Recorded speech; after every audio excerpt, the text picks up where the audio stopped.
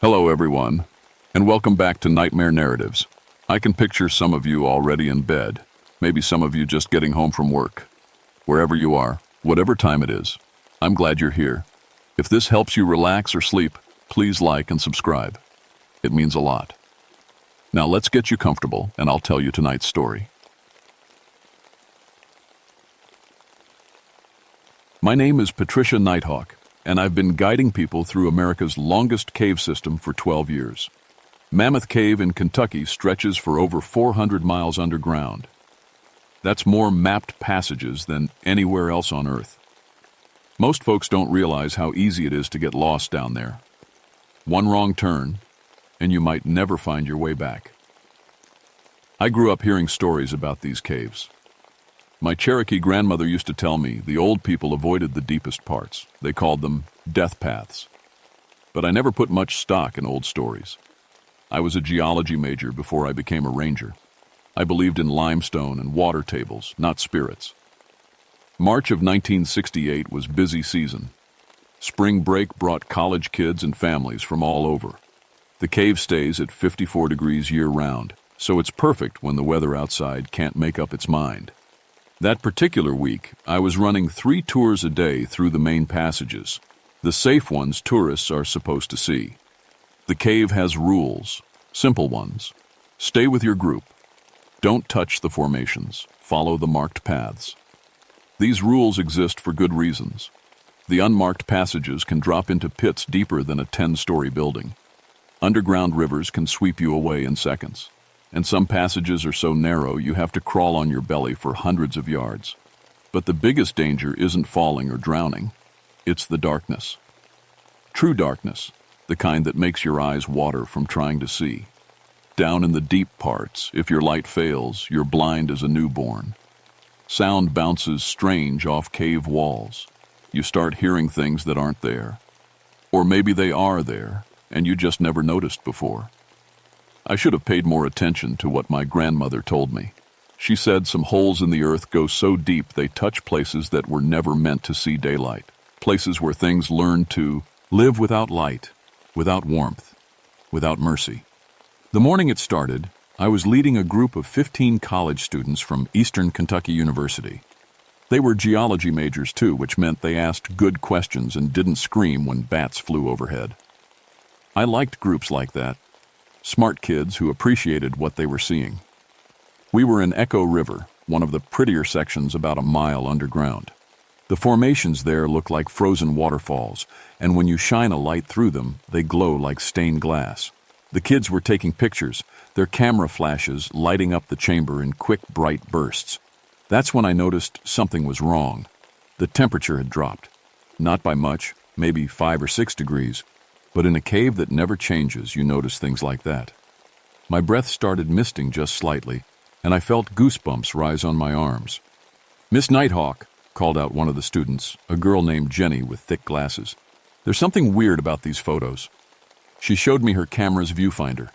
The flash had lit up the main chamber fine, but in the background, where the passage curved into darkness, there were pale shapes, tall and thin, like people standing back there.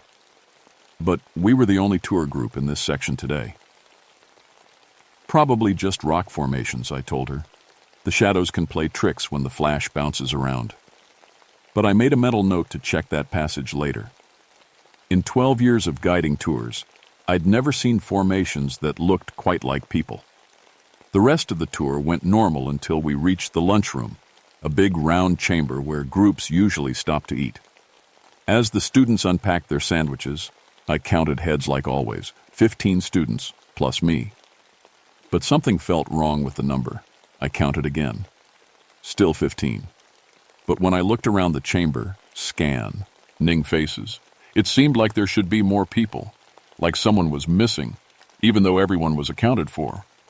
That's when Mike Patterson, a tall kid with sandy hair, came up too. "Miss Nighthawk, I think I left my water bottle back in Echo River. Can I go grab it real quick?" "No," I said, maybe too sharp. "We never separate from the group. Ever." He looked surprised at my tone. I was surprised, too. Usually I explained the safety rules patiently, But something about the idea of him going back there alone made my stomach clench. "I'll get you water from my backup supplies," I added, trying to soften my voice. "Cave safety rule number 1, nobody goes anywhere alone." As the group finished eating, I kept glancing back toward the passage we'd come from. The darkness seemed deeper than usual, like it was pushing into our circle of lamplight. And twice, just at the edge of hearing, I thought I caught a sound like fingernails clicking against stone.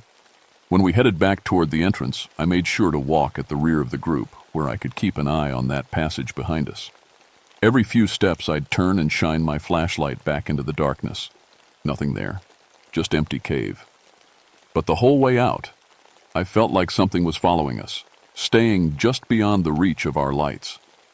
The next morning, I came in early to check the duty roster. Robert Flintstone, the senior guide, was supposed to lead a small tour through the Devil's Staircase, one of the deeper sections. But his truck wasn't in the parking lot. "Bobby's running late," said Marie, the office manager. "His group is supposed to start in 20 minutes. I checked the sign-in sheet. 6 tourists, a family of 4 from Ohio and an older couple celebrating their anniversary. They'd paid extra for the advanced tour that goes deeper than most people ever see.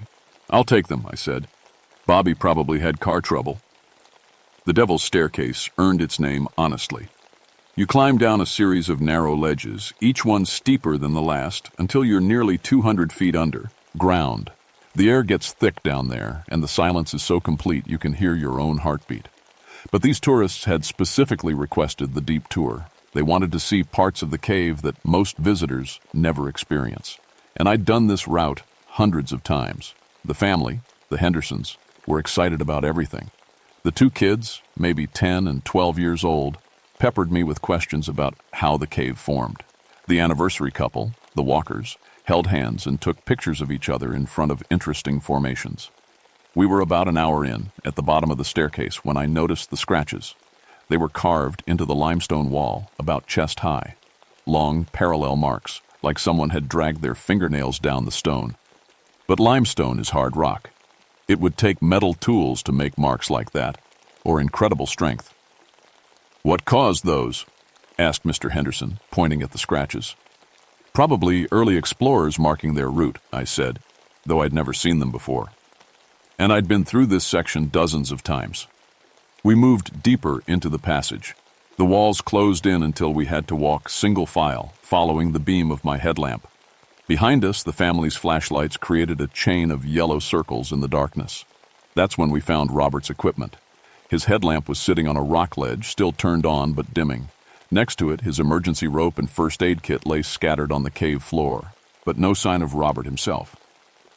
"Stay close together," I told the group, trying to keep my voice calm. We might have another guide who got separated from his group. I called out, "Robert, Bobby, you down here?"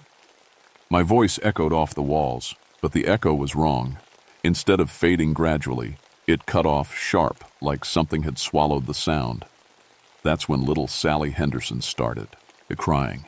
"Mom, there's people watching us," she whispered, pointing past our circle of light. I shone my flashlight where she was pointing, empty passage stretching into darkness. But for just a second, right before the light hit the far wall, I thought I saw movement, something pale ducking back around a corner. "It's just shadows, sweetheart," Mrs. Henderson said, but her voice was shaking. I made a decision. "We're heading back, now." As we turned around, Mr. Walker grabbed my arm. "What about your friend?" "The other guide." "I'll come back for him with backup," I said. "Right now, my job is getting you folks out safely." But when we reached the spot where the passage split, one branch leading back to the entrance, the other diving deeper into unexplored territory, I stopped cold. There were wet footprints on the cave floor. Bare feet, but wrong somehow. The toes were too long, and there were no arch marks, like whoever made them had never worn shoes in their life. The prints led from the deep passage toward where we'd found Robert's equipment. "Everyone stay together," I said. "Hold hands if you have to. Do not let go." We started climbing back up the Devil's Staircase. It should have taken 30 minutes to reach safe territory, but every step felt like we were moving through thick mud. The darkness behind us seemed to press closer, and I kept hearing sounds that might have been water dripping or might have been footsteps. When Sally Henderson started crying again, I turned to comfort her. That's when I saw them. 3 pale figures stood at the bottom of the staircase, just at the edge of our light. They were tall and thin, dressed in what looked like rags. But their faces, I couldn't make out their faces clearly. The light seemed to slide off them like they weren't entirely solid. "Don't look back," I whispered to the group. "Just keep climbing, fast as you can." But Mr. Henderson had already seen them. "What the hell are those?" he said, loud enough that his voice bounced off the walls. The pale figures moved when they heard him. Not walking, flowing, like they were made of smoke.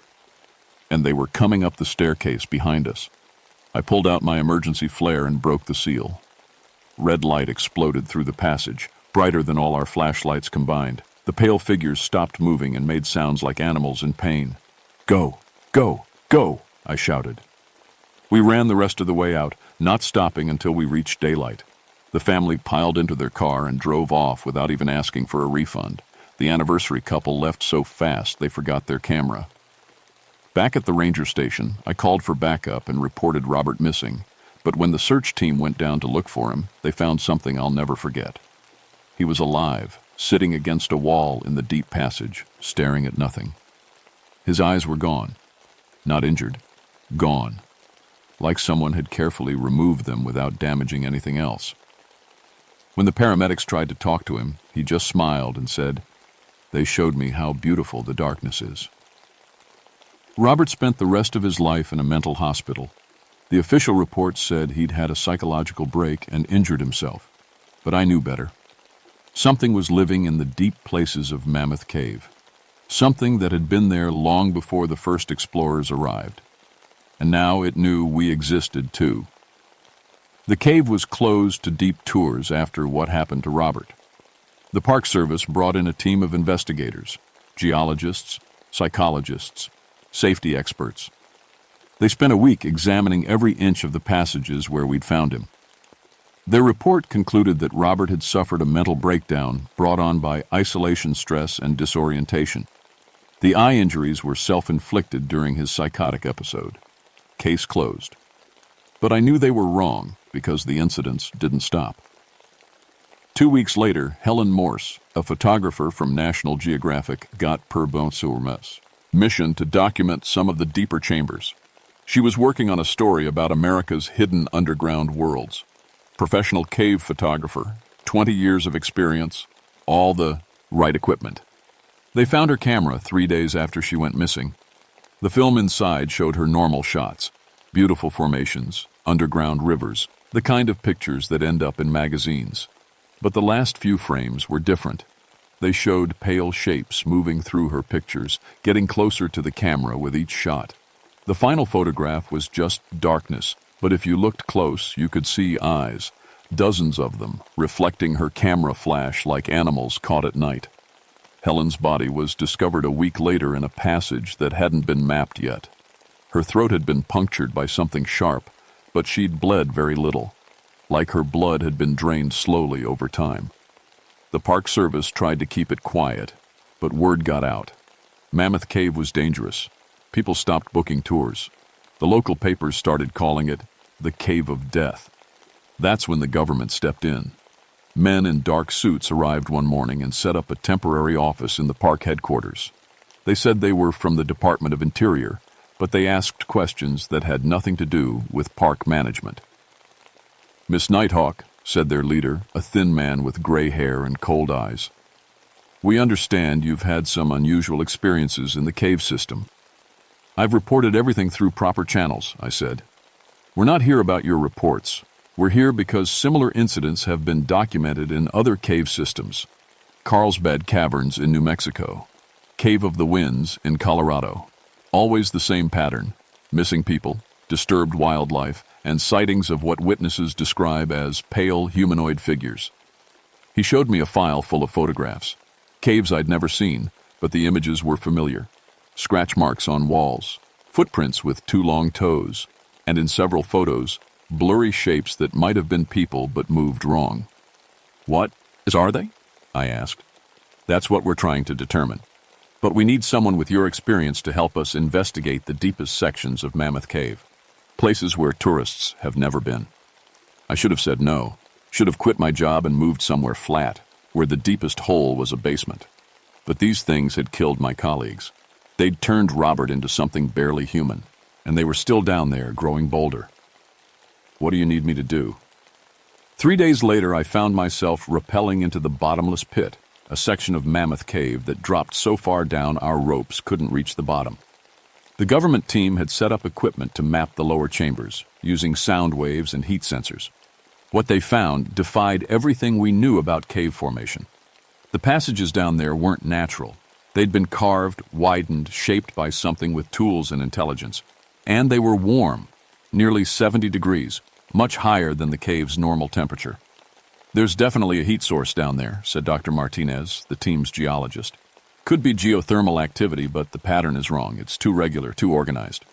We descended in a group of 6, 3 government agents, Dr. Martinez, a cave rescue specialist named Tom Crawford, and me. Our lights revealed passages that branched and connected in ways that reminded me of ant tunnels, but sized for much larger creatures. And everywhere, scratch marks. On the walls, the ceiling, the floor. Some fresh, some old enough that moisture had begun to smooth them over. "How long do you think they've been down here?" Tom asked. "Long time," I said, running my hand over a section of marks. "These older ones could be decades old, maybe longer." We were following the main passage when we heard the first sound, a clicking noise, rhythmic and deliberate, like someone upping rocks together in a pattern. "Communication," whispered Dr. Martinez. "They're talking to each other." The clicking came from ahead of us, then from behind, then from side passages we hadn't even noticed. We were surrounded, but we couldn't see anything beyond our circle of light. "Stay together," said Agent Morrison, the team leader. "If we encounter anything, do not attempt contact. These subjects have already demonstrated hostile behavior." Subjects, like they were studying animals in a lab. The passage opened into a large chamber, bigger than anything I'd seen in 12 years of cave work. Our lights couldn't reach the far walls, but as we moved into the space, our beams began picking up details. Bones, scattered across the floor like someone had been collecting them for years. Animal bones mostly. Deer, raccoons, bats. But mixed in with them, unmistakably human remains. And built against the walls, structures that looked almost like crude furniture. Sleeping areas made from moss and torn fabric. Piles of objects that might have been tools carved from stone and bone. "Jesus," Tom breathed. "They're living down here. Really living." That's when the lights started going out. Not all at once, one by one, like someone was moving through our group and switching them off. Agent Morrison's headlamp died first, then Dr. Martinez's flashlight. In seconds, we were down to my light and Tom's emergency lantern. "Equipment failure," Morrison said, but his voice was tight with fear. "Move toward the exit, now." We started backing toward the passage entrance, but something was wrong with the distance. The chamber had felt big when we entered, but now the walls seemed much closer, like the space was shrinking around us. Tom's lantern flickered and went out. In the complete darkness, the clicking sounds grew louder, closer, and I realized they weren't just random communication. They were coordinated. Hunting calls. I fumbled for my emergency flare, but before I could light it, something brushed past me in the darkness. Cold skin moving fast, smelling like old bones and deep earth. Someone screamed. "Dr. Martinez, I think," but the sound cut off suddenly. Then Tom's voice. "They got him! They got Martinez!" My flare ignited, filling the chamber with red light. What I saw will stay with me forever. They were people, but not people. Tall and thin like I'd seen before, but up close I could see they'd once been human. Their skin was paper white and stretched tight over bones that had grown in wrong directions. Their eyes were gone, leaving empty sockets that seemed to drink in our light. And their fingers had become something between hands and claws, perfect for digging through stone. There were dozens of them, standing in a circle around us, and in the center of the circle, Dr. Martinez lay motionless while one of the creatures knelt beside him doing something to his throat with its claw fingers. Cave-adapted humans, I whispered, understanding flooding through me. They've been down here so long, they've changed. The flare wouldn't last long. Maybe 2 minutes of light, then we'd be back in their world of permanent darkness. "Can you get us out of here?" Morrison asked. I looked around the chamber, trying to orient myself. The passage entrance should have been behind us, but in the flare's red glow, I couldn't tell which direction we'd come from. "I don't know," I admitted. "I'm lost." The pale creatures began closing their circle, moving with the patience of things that had learned to hunt in total darkness. And as my flare started to dim, I realized we were about to become permanent residents of their underground world. The flare was dying, and I had one backup. Maybe 3 minutes of light left before we joined Dr. Martinez on the cave floor. But as the red glow faded, I noticed something. The pale creatures didn't move smoothly in the light. They jerked and stumbled like it hurt them. Evolution that had adapted them for total darkness had made them vulnerable to illumination. "Tom," I whispered, "still have your magnesium emergency kit?" "Yeah, but—" "Light it when I say." The flare went out. Complete darkness returned, and immediately the clicking sounds grew louder. I could hear the creatures moving closer, their claws scraping against stone. Something touched my shoulder with fingers that felt like ice-cold bone. "Now!" Tom's magnesium flare exploded like a white sun, brighter than anything those creatures had experienced in their entire lives. The sound they made wasn't human, a shrieking wail that echoed off the chamber walls like a physical force.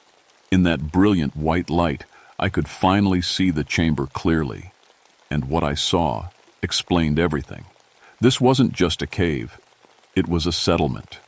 The bone furniture, the sleeping areas, the carefully carved passages. This was a civilization that had developed completely separate from the surface world. Along the walls, crude paintings told a story. Humans entering caves, then changing over generations. Growing pale, losing their eyes, adapting to life in perpetual darkness. They'd been down here for hundreds of years, maybe thousands. They're not monsters, I realized out loud. They're what we become if we stay too long. But understanding them didn't make them less dangerous. As my eyes adjusted to the magnesium light, I could see Dr. Martinez more clearly. He was alive but unconscious, with small puncture wounds in his neck. They'd been feeding on him slowly, keeping him alive like livestock. The creatures had retreated to the far edges of the chamber, covering their empty eye sockets with their hands. But I could see them regrouping, waiting for our light to fail. "There," Tom pointed to a passage entrance I hadn't noticed before. "That leads up. I can feel air moving." Agent Morrison was trying to revive Dr. Martinez while Agent Collins covered them with his restored flashlight. But we couldn't carry an unconscious man through cave passages and outrun creatures that knew every inch of these tunnels. "Leave him," Morrison said quietly. "No." The word came out harsher than I intended. Nobody gets left behind. That's the first rule of cave rescue. I pulled out my last emergency flare and broke the seal, but didn't light it yet. "Tom, you and Collins get Martinez between you. Morrison, you lead toward that passage. I'll cover the rear." "What about when the lights run out?" Tom asked. I looked around the chamber one more time. At the bone furniture, the primitive paintings, the evidence of a human community that had survived in impossible conditions. These creatures had once been people like us, trapped underground until they adapted or died.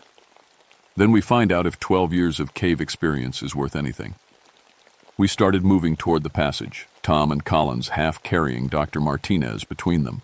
The pale creatures followed us, staying just beyond our lights, but I could hear them communicating in their clicking language. They were coordinating something. The passage sloped upward, which was good, but it also narrowed quickly. Soon we were moving single file with barely enough room for 2 people to carry a third. That's when they attacked. The clicking sound suddenly stopped, always a bad sign. In caves, silence usually means something is about to happen. I lit my final flare just as the first creature dropped from a ceiling crevice I hadn't even seen. It landed on Collins, and they both went down. Tom lost his grip on Dr. Martinez, who slumped against the passage wall. Morrison spun around with his flashlight, trying to track multiple targets in the narrow space. More creatures poured out of side passages I'd missed in the darkness. They moved like water, flowing around our lights, using every shadow and crevice. But they were still cautious of the illumination, which gave me an idea. "Give me all your flashlights," I shouted over the sounds of fighting. "Trust me." Tom threw me his light while trying to revive Collins, who was bleeding from claw marks on his arms. Morrison hesitated, then tossed his flashlight too. I had maybe 30 seconds before the flare burned out. I set all the flashlights in a circle around our group, pointing outward, creating a ring of light in the narrow passage. The creatures stopped advancing, trapped between their desire to feed and their inability to tolerate the illumination. But I could see them testing the edges of our light circle, looking for gaps. "Tom, can you get Collins moving?" "I think so. He's hurt but conscious." "What about Martinez?" Tom checked his pulse. "Alive, but we'll have to carry him." The flare was getting dimmer. Maybe a minute left, then just the flashlights, which wouldn't last forever either. "Morrison, how far to the surface from here?" He checked his equipment. "Maybe 2 miles, if this passage connects to the main system. 2 miles carrying an unconscious man with creatures hunting us in the darkness. The math wasn't good. That's when I heard something that changed everything. Water. Moving water. Getting louder as we climbed. "There's a river up ahead," I said. "If it's Echo River, it leads straight to the main cave system." The flare died. Immediately, the clicking sounds resumed, and I could hear claws scraping on stone as the creatures began testing our circle of light again. "Move," I said. "Fast as you can. Stay in the light." We started climbing again, Tom and Morrison carrying Dr. Martinez between them while Collins stumbled along behind. I walked backwards, keeping the rear flashlights pointed at the creatures following us. And they were definitely following. I could see their pale shapes moving just beyond our light, patient as death.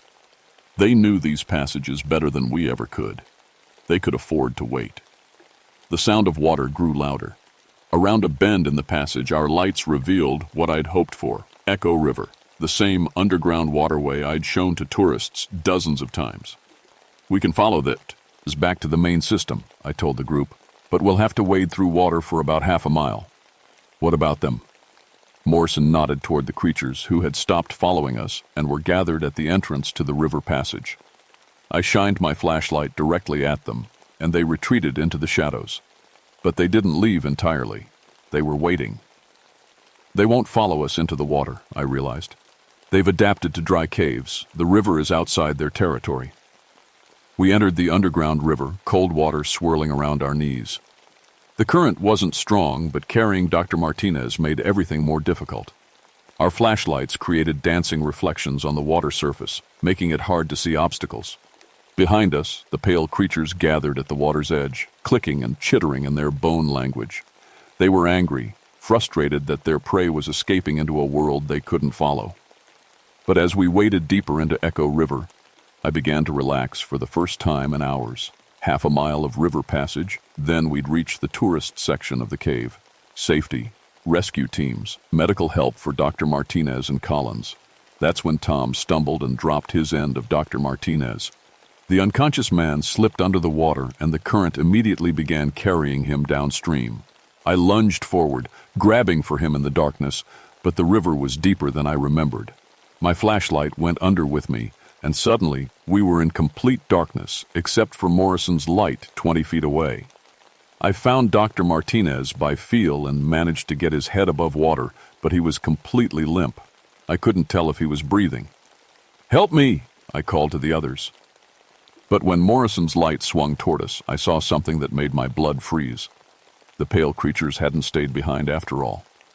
They were in the water, with us, moving like ghosts beneath the surface. Their skin was so white it seemed to glow with its own light, and they moved through the water faster than anything human should be able to. One of them surfaced right next to Tom, who screamed and tried to back away, but there was nowhere to go except deeper water.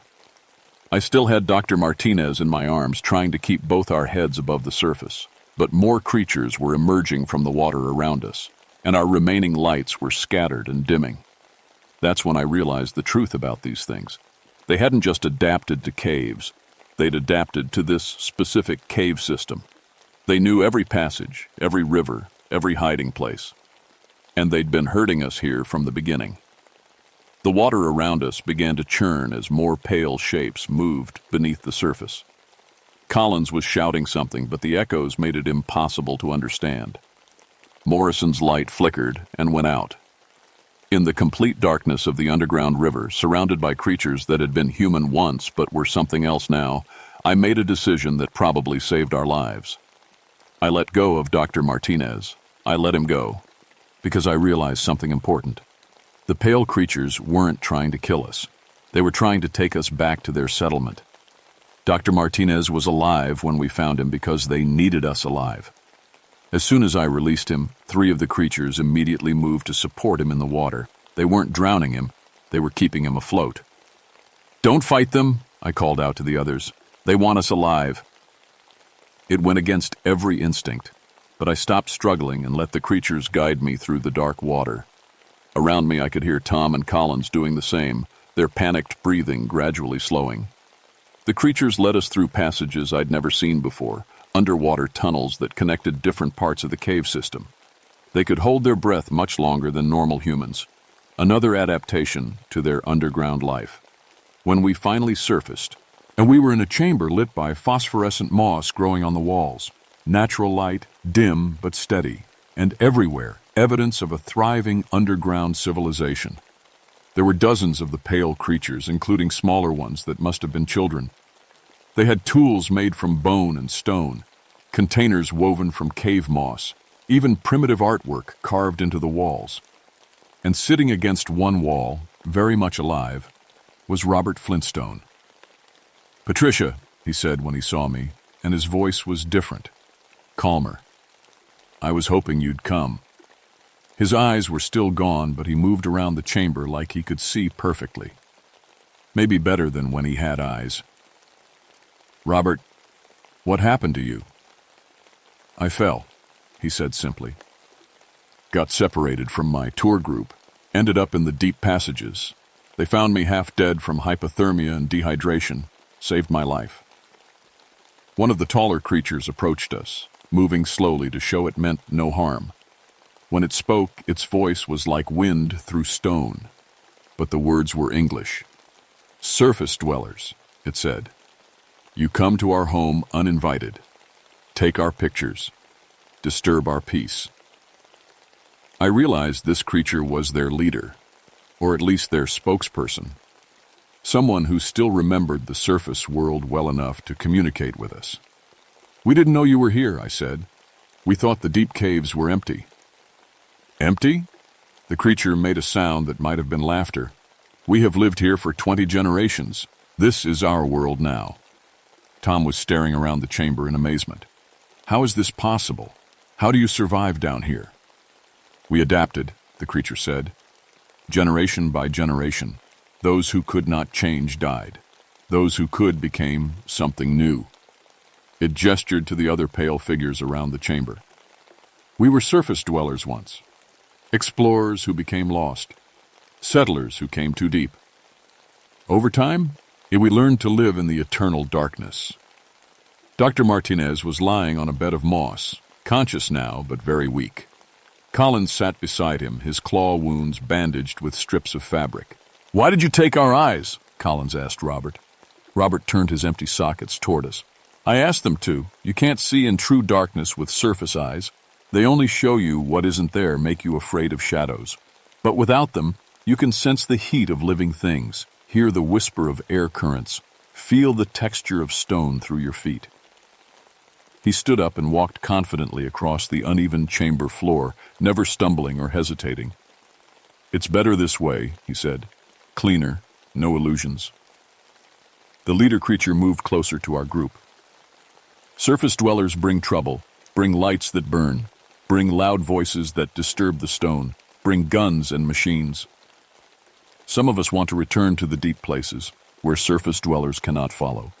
But others believe we should expand, take more of the cave system, take more of your people." It looked directly at me with its empty sockets. "You are a guide. You know these caves.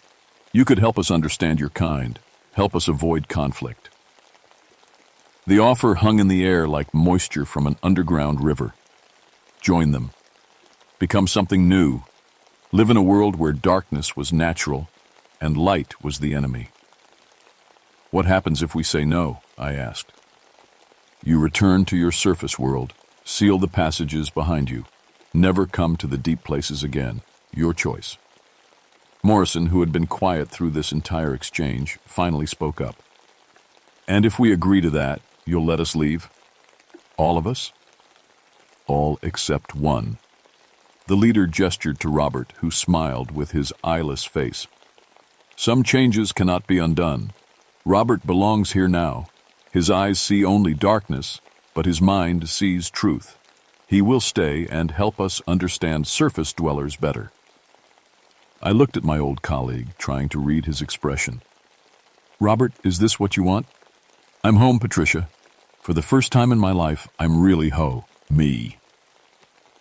3 hours later, Morrison and I emerged from Mammoth Cave carrying Collins and Dr. Martinez between us. Tom had stayed behind to help Robert settle into his new life underground. His choice, he said. The surface world had never made much sense to him anyway. The government men debriefed us for 6 hours, then classified everything under national security. The deep passages were sealed with explosives, though I suspect the pale creatures knew other ways in and out.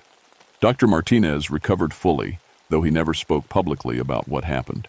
Collins left government service and moved to Arizona, where he said there weren't any caves worth exploring. I transferred to a surface ranger position at Yellowstone National Park. Wide open spaces, no enclosed areas, no darkness deeper than a summer night. But sometimes, when I'm standing on a mountain ridge looking out over miles of wilderness, I think about Robert and Tom, about a community that learned to thrive in conditions that should have killed them, about adaptation and survival and what it really means to be human. The official report says that thermal irregularities in the deep cave system caused hallucinations and disorientation. Equipment failure led to several injuries. Psychological trauma from the cave environment resulted in persistent delusions among some team members. That's the story they tell. But I know the truth. Deep beneath Kentucky, in passages that don't appear on any map, there's a civilization that grew from human roots but became something entirely new. They're not monsters or demons. They're what happens when people refuse to give up, even when the world above ground forgets they exist. And they're still down there. Last month I got a letter forwarded from my old address. No return address, but I recognized the handwriting. It was from Tom, though I'm not sure how he managed to send it. Rom Underground. The letter was short. Patricia, we're doing well down here. Robert is teaching the children about surface geology, and I'm helping them expand into new sections of the Cantonites cave system. Did you know Mammoth Cave connects to at least 12 other cave networks? The maps you surface dwellers have are incomplete. Don't worry about us. We're happy. But I thought you should know. We're not the only ones. There are communities like ours under Colorado, New Mexico, West Virginia, anywhere people got lost deep enough and stayed lost long enough. The world is bigger than most folks realize. Stranger too. Tell people to be careful in caves. Some passages lead places you can't come back from. But for the right kind of person, that's not always a bad thing. Your friend. Tom. I never reported the letter. What would be the point? But sometimes, when I read about missing hikers or cave explorers who vanished without a trace, I wonder if they found their way to one of those communities Tom mentioned. The pale things of Mammoth Cave taught me something important. Survival isn't about staying the same.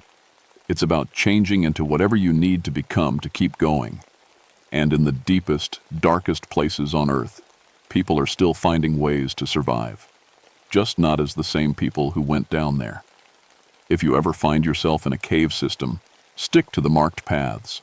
Follow your guide. Don't wander off alone, because some passages don't lead back to the world you know. They lead forward, to something you might become. And once you've seen that possibility, the surface world never looks quite the same. My name is Patricia Nighthawk, And this is what really happened in Mammoth Cave in March of 1968. Make of it what you will. But if you're ever driving through Kentucky and you see signs for cave tours, remember my story.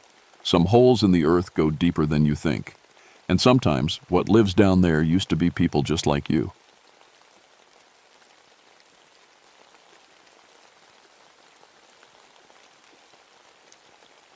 My name is Vincent Stormcrow, and I've been a park ranger for 16 years. Most of that time I've worked in these Appalachian mountains, taking pictures of wildlife and keeping folks safe. I've seen black bears, wild turkeys, deer, and just about every other animal that lives in these woods. What I'm about to tell you happened at Blackwater Falls State Park in West Virginia, back in September of 1984. I never believed in Bigfoot. Never. All those blurry photos and crazy stories. I figured they were just people seeing bears and letting their imagination run wild. Hell, I'd taken thousands of photos in these mountains, and the only monsters I ever caught on film were the occasional angry raccoon. Blackwater Falls is one of the most beautiful places in West Virginia. The waterfall drops 57 feet into a gorge surrounded by thick hemlock trees. The water looks dark because of all the tannins from fallen leaves, which is how it got its name. In September, the place is packed with tourists wanting to see the fall colors. Red maples, yellow birches, orange oaks. It's like someone painted the whole mountainside.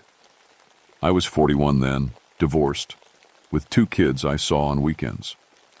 My ex-wife said I loved the woods more than people. And maybe she was right. After the divorce, I threw myself into my work even more.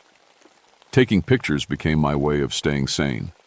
I had all the latest camera equipment, a Canon AE1, telephoto lenses, even a special flash for night photography. The day everything changed started normal enough. I was checking the trails near the main falls, making sure the railings were secure and the paths were clear. Fall is our busiest season, and we can't afford to have someone slip and get hurt. I had my camera with me, like always, hoping to get some shots of the morning mist rising from the gorge. That's when I met the Bradley family.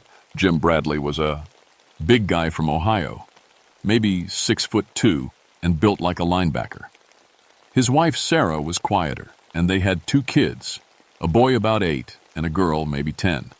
They were setting up camp at one of the sites near the fall's overlook. "Excuse me, Ranger," Jim called out as I walked by. "We saw something weird last night." I stopped. Weird usually meant a bear had gotten into someone's food, or maybe they'd heard an owl and thought it was a ghost. "What kind of weird?" I asked. "We were sitting by the fire around 9 o'clock, Sarah said, keeping her voice low so the kids wouldn't hear. "Something big walked past our camp. I mean, really big." Jim nodded. "At first I thought it was a bear standing on its back legs, but bears don't walk like that. This thing, it walked like a person. A really tall person." I'd heard this story 100 times. "How tall would you say?" 8, maybe 9 feet, Jim said. I got up to look, but it disappeared into the trees, didn't make a sound. "Bears can walk on their hind legs," I explained, "especially when they're curious about something, and the moonlight can play tricks on your eyes." But Sarah shook her head. "This wasn't a bear. Bears are round, you know. This thing had shoulders, big shoulders, and long arms." I asked them to show me where they'd seen it. We walked to the edge of their campsite where the forest got thick. I knelt down and looked for tracks, more to make them feel better than because I expected to find anything. That's when I saw the footprint. It was in a patch of soft mud near a small stream, 18 inches long, maybe 7 inches wide. Way too big for a human, wrong shape for a bear. I'd seen thousands of animal tracks in my career, and this didn't match anything I knew. "Holy shit," I whispered, then caught myself. Sorry, kids weren't around. I took out my measuring tape and camera. The print was clear as day. You could see individual toe marks, 5 toes just like a human, but massive and deep. Whatever made this track was heavy, really heavy. "You believe us now?" Jim asked. Didn't answer right away. I was too busy trying to figure out what I was looking at. The print was fresh, made sometime during the night when the mud was soft from dew. "I'm going to take some pictures and measurements," I said, "and I want you folks to be extra careful. Keep your food locked up and don't wander off the trails after dark." "Is it dangerous?" Sarah asked. "Probably not," I lied. Truth was, I had no idea what we were dealing with. As I worked, I noticed something else that bothered me. The woods were too quiet. Usually in the morning you'd hear birds singing, squirrels chattering, insects buzzing. But there was nothing. Even the Bradley kids who'd been running around earlier were sitting still and quiet by their tent. It felt like the whole forest was holding its breath. I finished taking pictures and told the Bradleys I'd patrol the area more often. But as I walked back toward the ranger station, that footprint kept nagging at me. I'd been in these mountains for 16 years and I'd never seen anything like it. The old-timers around here sometimes told stories about wild men in the deep woods. The German settlers back in the 1700s had legends about huge, hairy creatures that lived in caves and only came out at night. I'd always figured those stories came from people who'd seen bears or maybe caught glimpses of hermits living rough in the mountains. But 18-inch footprints don't lie. That evening I developed the photos in the darkroom at the station. The prints came out clear and sharp. Whatever made those tracks walked upright and weighed at least 400 pounds, maybe more. I stared at the pictures for a long time, trying to come up with a rational explanation. I couldn't. The next morning I got the call I'd been dreading. "Ranger Stormcrow?" The voice on the radio belonged to Deputy Martinez from the Tucker County Sheriff's Department. "We need you at Campsite 12. We've got a situation." Campsite 12 was where the Bradley family had been staying. I drove there as fast as I could, my stomach twisted in knots. When I arrived, I saw 3 sheriff's cars and an ambulance. The Bradleys' tent was in shreds, scattered across the campsite like confetti. Their picnic table was flipped over, and their car had a dented roof with what looked like claw marks scratched deep into the metal. Deputy Martinez met me at the edge of the site. He was pale and looked like he hadn't slept. "Where's the family?" I asked. "Hospital," he said. "Sarah and the kids are okay, just scared. But Jim..." He shook his head. "Jim's hurt bad." "What happened?" Martinez pulled out his notebook, but his hands were shaking. According to Sarah, something attacked their camp around midnight. She heard Jim yell, then a lot of crashing around. By the time she got out of the tent with the kids, Jim was on the ground and whatever did this was gone. I looked at the destroyed campsite. The tent hadn't just been torn. It had been ripped apart with incredible force. Sleeping bags were scattered everywhere and there was blood on the torn fabric. "Any idea what did this?" Martinez asked. I knelt down next to the picnic table. The claw marks were deep, cutting right through the metal like it was paper. I'd seen what bear claws could do, and this wasn't bears. The scratches were too wide, too deep. "I need to see Jim," I said. At the hospital, Sarah Bradley was sitting in the waiting room with her kids. She looked up when she saw me, and her eyes were red from crying. "How is he?" I asked. 3 broken ribs, punctured lung, and cuts all over his chest and back," she whispered. "The doctors say he'll live, but... Can you tell me what you saw?" She glanced at her kids, who were coloring in books a nurse had given them, trying to preet, and everything was normal. "Jim heard something moving around our car," she said quietly. "He went out to check, told me to stay in the tent with the kids. Then I heard him scream." "What kind of scream?" "The kind you make when something's trying to kill you." Her voice cracked. "I looked out and I saw... God, I don't know how to describe it. It was huge, covered in dark hair. It had Jim on the ground and it was hitting him." "How big?" 9 feet tall, maybe 10. Its arms were longer than a person's arm should be. And the smell," she shuddered, "like wet dog and rotting meat." "What happened next?" I screamed and turned on the flashlight. It looked at me for just a second, and then it ran off.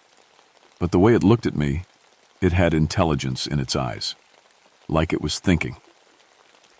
I stayed at the hospital until Jim was stable enough to talk. When I finally got into his room, he was wrapped in bandages and hooked up to machines, but he was conscious. "You were right," he said as soon as he saw me. "Should have listened when you told us to be careful. Tell me what you remember."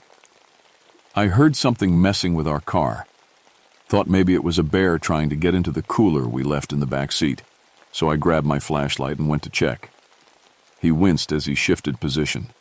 When I got close, I could see something big moving around the car. I called out, "Hey, get out of there," thinking I'd scare it away. But it didn't run.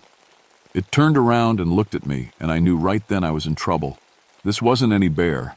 It stood up on two legs, and it was tall as a basketball player, but twice as wide, covered in hair, arms like tree trunks.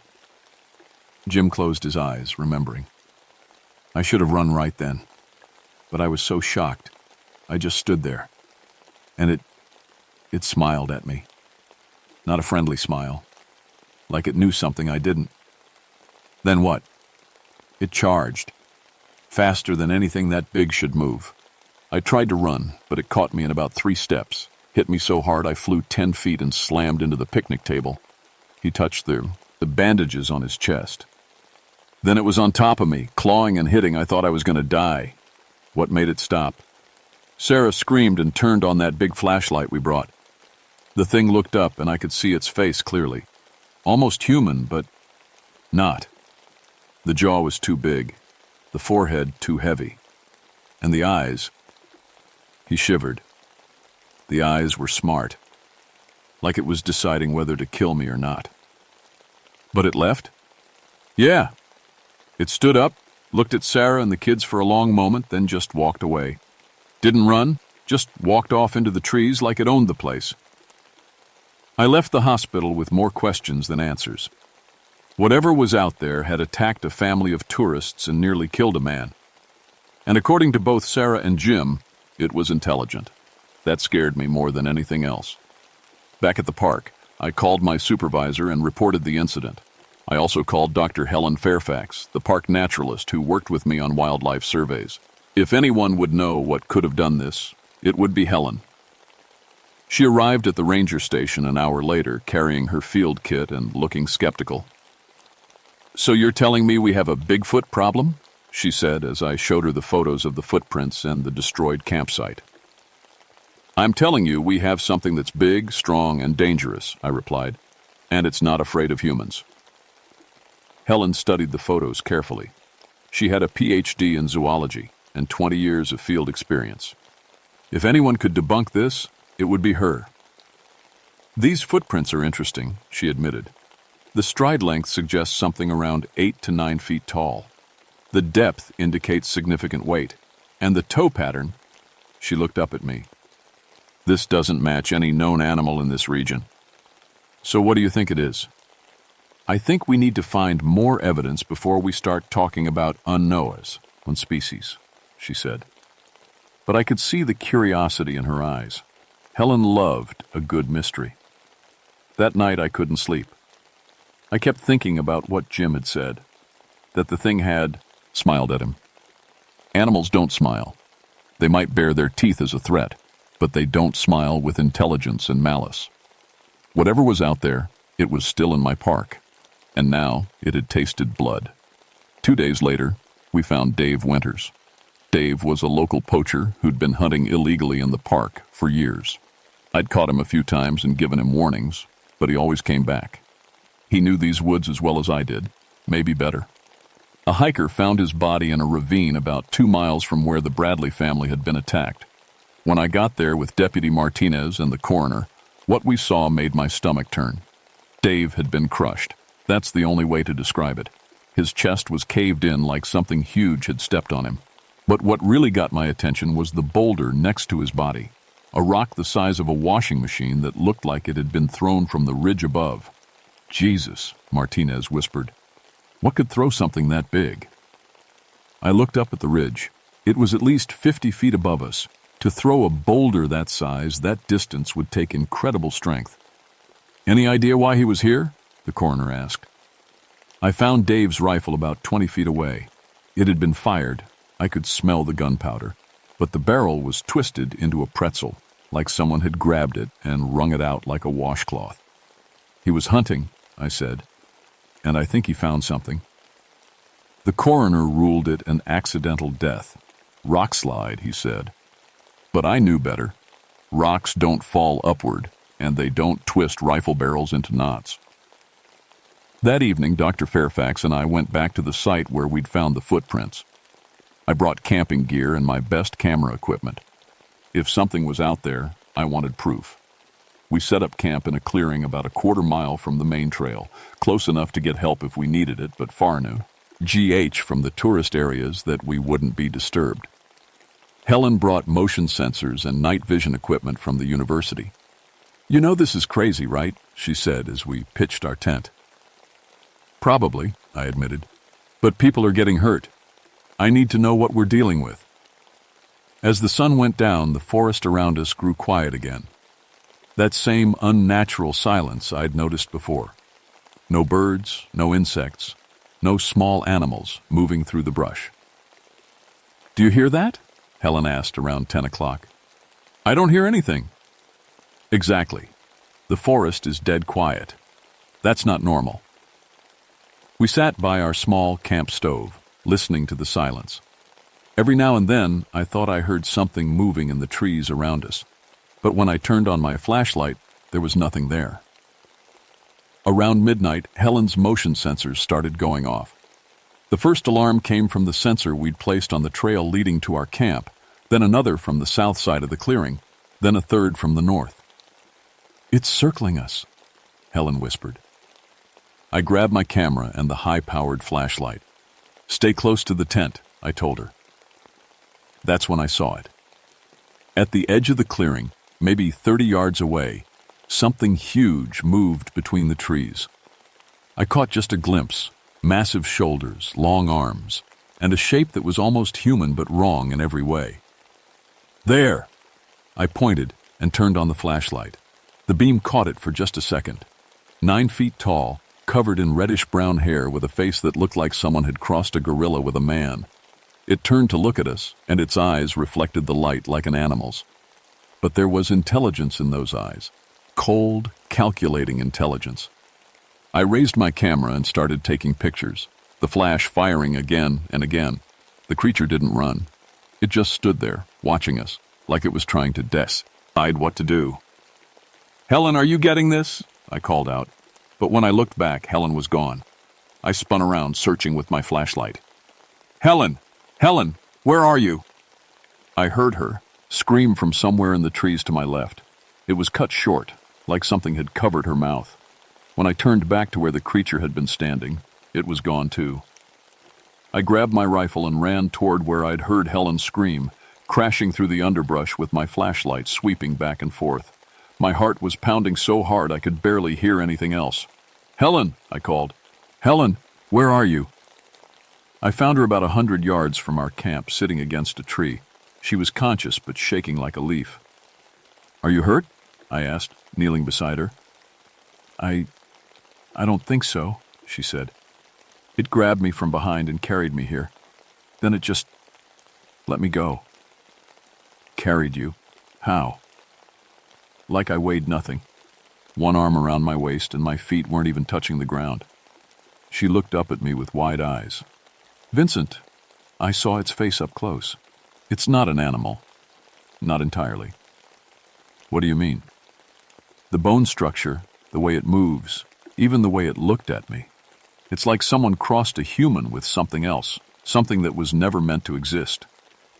I helped Helen back to our camp, but we didn't sleep that night.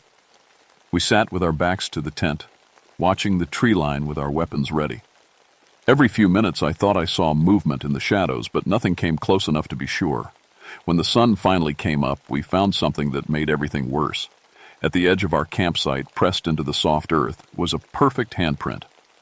But it wasn't the right size or shape for a human hand. The fingers were too long, the palm too wide. And next to it, scratched into the bark of a nearby tree, was a symbol that looked almost like writing. "It's trying to communicate," Helen said. "Or it's marking territory," I replied.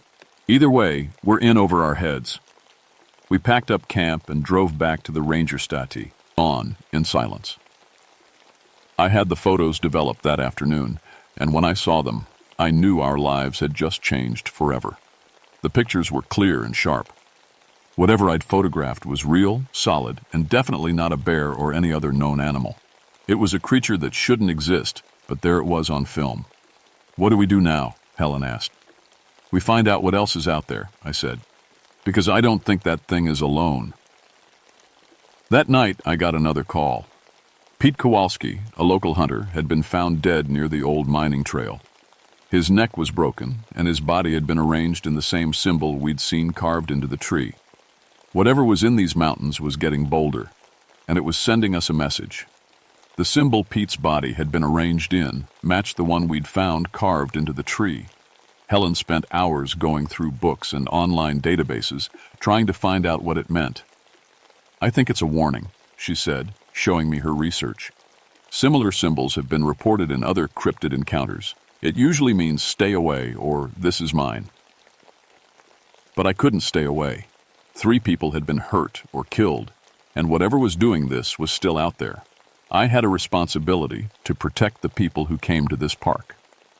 Helen and I went back out the next night, but this time we brought backup. I'd convinced 2 other rangers, Mike Chen and Bobby Rodriguez, to come with us. I didn't tell them exactly what we might find. They probably wouldn't have believed me anyway. We set up a larger camp deeper in the woods near a series of caves that Helen had found on the old geological survey maps. If something that big was living in the area, it would need shelter.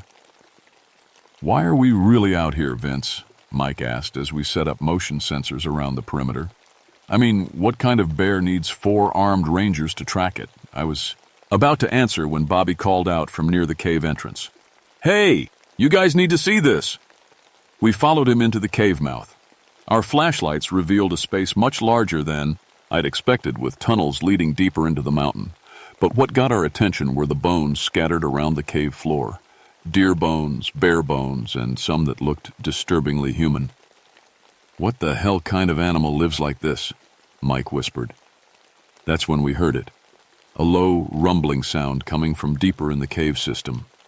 Not quite a growl, not quite a voice, but something in between. "We should leave," Bobby said, backing toward the entrance. "Whatever lives here, we don't want to meet it in its own home." But as we turned to go, something stepped out of the shadows and blocked our exit. It was bigger than the one I'd seen before, 10 feet tall at least, with shoulders broad enough to fill the cave mouth. This one was darker, more scarred, and when it looked at us, I could see years of intelligence and cunning in its eyes. "Nobody move," I whispered. "Don't do anything threatening." But Mike panicked. He raised his rifle and fired, the sound echoing through the cave like thunder. The bullet hit the creature in the shoulder, spinning it around but not dropping it. Instead of running, it threw back its head and let out a roar that shook the cave walls. Then it charged. What happened next was chaos. The creature moved faster than something that big should be able to move. It grabbed Mike and threw him against the cave wall with a sickening crack. Bobby tried to run but tripped over the scattered bones. I had a clear shot, but something made me hesitate. This wasn't just an animal defending itself. This was a thinking being protecting its home. "Wait," I shouted, holding up my hands. "We're leaving! We're leaving!" The creature stopped and looked at me. For a moment, we stared at each other in the flickering light of our dropped flashlights. Then, incredibly, it stepped aside. I helped Bobby to his feet. Mike was unconscious but breathing, and we backed slowly toward the cave entrance. The creature watched us go but didn't follow. Once we were outside, I called for an ambulance and got Mike to the hospital. His arm was broken, and he had a concussion, but he'd live. More importantly, he agreed to keep quiet about what we'd seen. "That thing could have killed all of us," he said. Why didn't it? I'd been wondering the same thing. The next day, Helen and I went back to the cave, but we didn't go inside.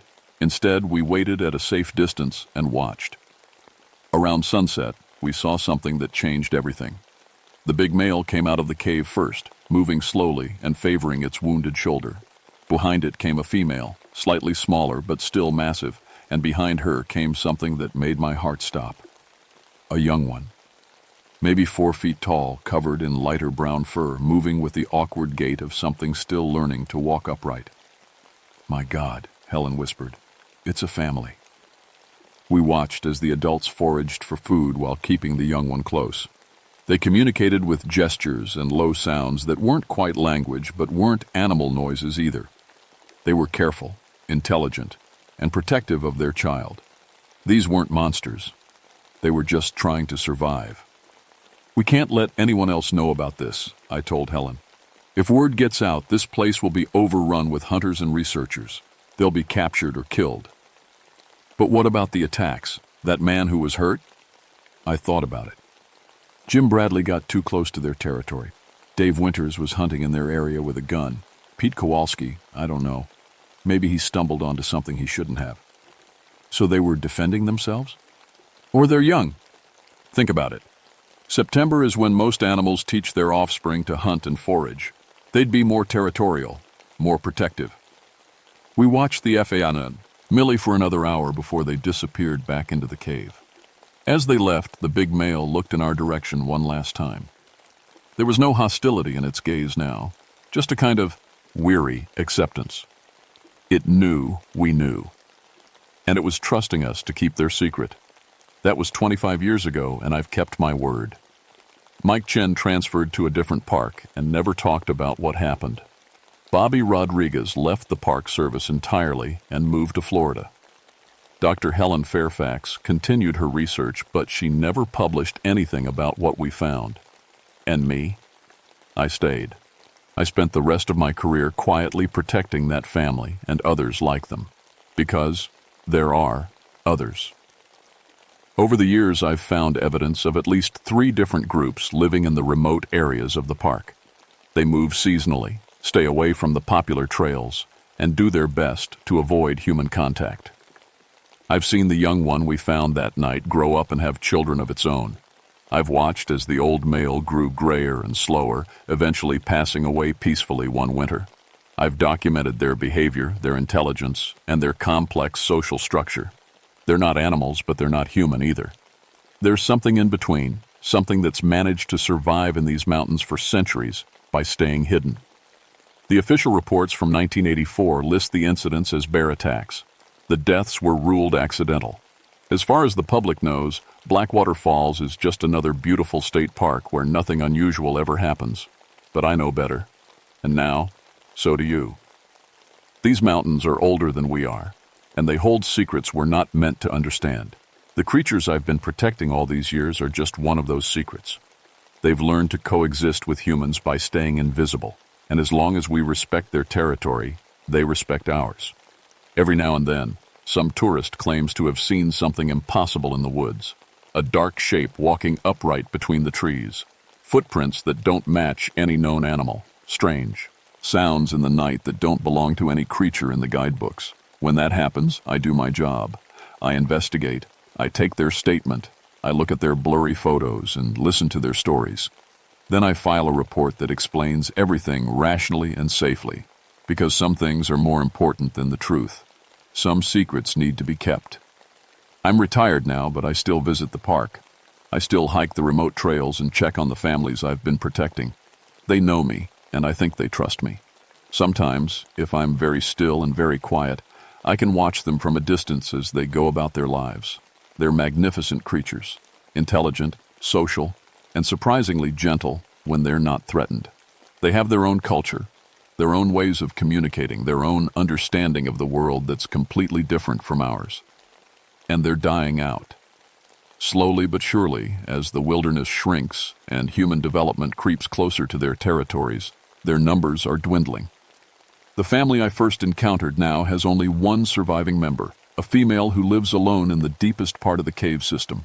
Someday soon there won't be any left, and the world will be a smaller, less mysterious place because of it. But for now, they're still here, still surviving, still keeping to the shadows and the deep woods where most people never go. If you ever visit Blackwater Falls, stick to the marked trails. Don't wander off alone, especially at night. And if you see something impossible moving through the trees, something that shouldn't exist but does, don't take pictures, don't tell anyone. Just walk away quietly and let them be. Some things in these mountains deserve our respect more than our curiosity. And some secrets are worth keeping, even if it means the world never knows how truly wonderful and strange it really is, the beast of bliss. Blackwater Falls is still out there, but it's not a beast at all. It's just trying to survive in a world that has no place for it anymore. And that, more than anything else, is the real horror story.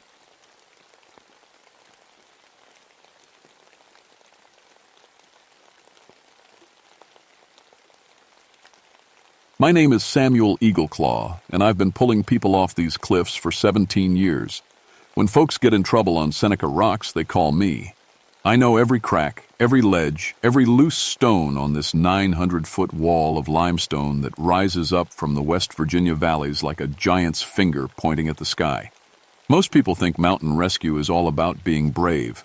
That's wrong. It's about being careful, checking your ropes twice, testing every anchor point, never taking chances when someone's life is hanging by a thread, literally. The old Seneca people who lived here first, they called this place where the spirits watch from above. My grandmother told me that story when I was young, back when I thought it was just something old folks said to make children behave. She was part Seneca, part something else, but she knew the old ways. Used to point up at those cliffs and say the great birds still lived up there, watching over sacred ground. I laughed at those stories then. After the war, after learning to climb on real mountains in Korea, after coming home and spending years hauling tourists out of trouble, I figured I knew what was real and what wasn't. Birds were birds. Big ones were hawks or eagles, giant birds that could carry off grown men. That was just old stories, the kind of thing people made up when they didn't understand the world yet. It was late August 1956 when everything changed. Perfect climbing weather, the kind that brings people from 3 states away to test themselves against our rock. The morning started like any other rescue call. "Sam, we got 4 climbers overdue from yesterday," Sheriff Morrison told me over the radio. "Experienced party from Pittsburgh. Should have been down by dark." I loaded my gear into the old Ford pickup. Hemp ropes, steel pitons, the block and tackle system for hauling people up or down the cliff face. Everything had its place, everything tested and retested. In mountain rescue, sloppy gear gets people killed. The climb to the base of the main face took an hour through thick forest. Birds should have been singing. Squirrels should have been chattering in the oak trees. Instead, the woods felt empty, like even the smallest creatures had found somewhere else to be. I'd climbed these trails thousands of times, but something felt wrong. The air itself seemed to be holding its breath. At the base of the cliff, I found their camp. 4 sleeping bags laid out neat and tidy, coffee pots still sitting on cold ashes. Everything normal, except the people were gone, and their climbing gear was scattered across 100 yards of forest floor like someone had thrown it from the top of the cliff. That didn't make sense. Climbers don't abandon good equipment. A hemp rope cost more than most folks made in a week. Steel pitons were worth their weight in silver. You don't just throw that stuff around.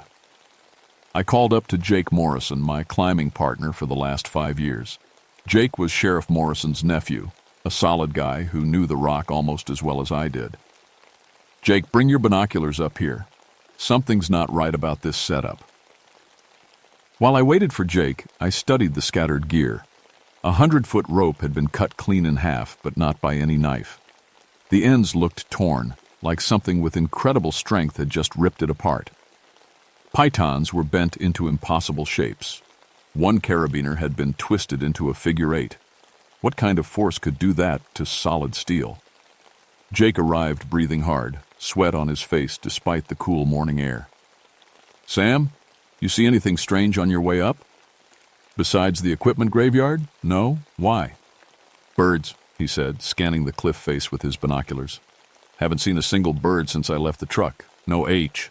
Auks, no crows, nothing. Even the vultures are gone." He was right. In all my years on this mountain, I'd never seen the cliff face empty of birds. Hawks nested in the high cracks. Crows roosted on the ledges. Something had cleared them out, and whatever it was, they weren't coming back. "Let's gear up," I told Jake. "Those climbers are up there somewhere, and they're going to need help getting down." We roped up using the traditional 3-point anchor system, pitons driven deep into cracks in the solid limestone. I'd made this climb hundreds of times, but today felt different. The rock seemed to vibrate under my hands like something huge was moving around up there. 50 feet up the main face, we found the first sign of the missing climbers. A boot, expensive leather, still laced tight. It was wedged into a crack like someone had kicked it off in a hurry, but the crack was barely 3 inches wide. Nobody takes off a boot and jams it that deep into solid rock. "Sam," Jake called from 20 feet to my left. "You need to see this." I swung over on a pendulum move, something I'd done 1,000 times before. But when I reached Jake's position, I forgot everything I knew about climbing. There, carved deep into the limestone, were claw marks. 4 parallel grooves, each one as long as my forearm, cut into rock that was millions of years old. "What the hell could make marks like that?" Jake whispered. I ran my fingers along the grooves. They were fresh, maybe a day old. Whatever made them had claws like steel knives and the strength to carve solid stone. I'd seen bear claws on trees, eagle claws on dead fish, but this was something else entirely. These marks came from something big enough to grab a full-grown man and strong enough to leave permanent scars in limestone.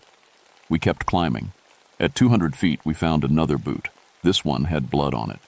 At 300 feet, we found pieces of torn clothing hanging from the stone like prayer flags. That's when our radio started acting up. "Jake, you copy?" Nothing but static. I tried the emergency FM frequency. Still nothing but a harsh, screeching sound that made my teeth hurt. "Sam, look up." I tilted my head back and saw something that made my stomach drop.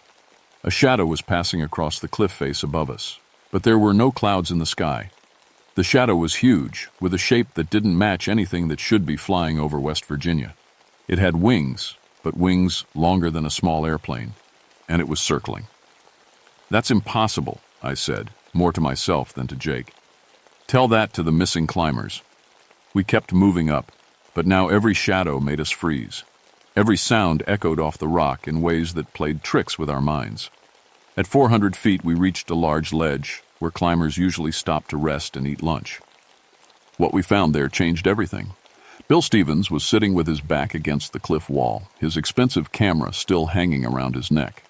At first glance, he looked like he was just taking a break, enjoying the view of the valley spread out below. But Bill Stevens had been dead for hours. There wasn't a mark on him, no cuts, no broken bones, no sign of a fall. He just looked tired, like he'd decided to sit down and rest and never got back up. But his face was locked in an expression of pure terror, his eyes wide open, staring up at the empty sky. "Heart attack?" Jake suggested, but his voice was shaking. I knelt down next to Bill and checked his pulse just to be sure. His skin was cold but not stiff yet. Maybe 6 hours dead, which put his death right around dawn. I started to close his eyes when I saw something that made my hands freeze. In the stone wall behind Bill's head, there were more claw marks, fresh ones, deep ones, and they formed a pattern around where his head had been resting, like something with enormous talons had been holding him against the rock while he died of fright. "We need to get off this cliff," Jake said, "right now." But before we could start rappelling down, the shadow passed over us again. This time it was lower, close enough that we could hear the sound of massive wings beating the air. The wind from those wings nearly tore us off the ledge. I looked up and saw it clearly for the first time. It had the shape of a bird, but it was bigger than anything that should be able to fly. Its wingspan had to be 40 feet across, maybe more. Golden brown feathers caught the sunlight as it wheeled overhead, and when it turned its head to look down at us, I saw eyes like molten gold, intelligent and ancient and full of rage. "Thunderbird," I whispered, remembering my grandmother's stories. The creature let out a cry that shook loose stones from the cliff face. It wasn't the scream of an eagle or the caw of a crow. It was something deeper, older, like the sound of wind rushing through caves that had never seen sunlight. Then it dove. Jake had just enough time to scream before talons the size of railroad spikes closed around his shoulders. I heard his safety rope snap like a guitar string as the creature lifted him off the ledge. For a moment, he was silhouetted against the sky, arms and legs kicking helplessly, and then they were both gone, disappearing over the top of the cliff formation. I pressed myself against the rock wall and tried not to breathe. Bill Stevens sat dead beside me, his camera pointing up at the empty sky where my climbing partner had vanished. Somewhere in the distance I could hear Jake screaming, but the sound was getting farther away. I was alone on a ledge 400 feet above the ground, with a creature out of legend hunting me from above. For 10 minutes, I didn't move, didn't breathe hard, didn't make a sound. I just pressed myself against that cold limestone and listened to the wind whistling through the cracks in the rock. The creature was up there somewhere, waiting. My climbing rope was still good, anchored to solid pitons driven deep into the cliff face. I could rappel down, get off this mountain, and never. Our comeback. Tell the sheriff that Jake had fallen, that the missing climbers had made a mistake and paid for it. Nobody would question Samuel Eagleclaw's word about what happened on a mountain. But I couldn't stop thinking about Jake's scream getting farther away instead of stopping suddenly. That meant he was still alive when that thing carried him off. Still alive and needing help. I started climbing again, this time staying close to the rock face, moving from shadow to shadow. At 500 feet, I found more evidence of the missing climbers. A backpack wedged into a chimney crack, its contents scattered across a narrow ledge. Food cans punctured by something sharp. A water bottle crushed flat. And everywhere, more of those claw marks in the stone. At 600 feet, I heard voices. Help! Somebody help us!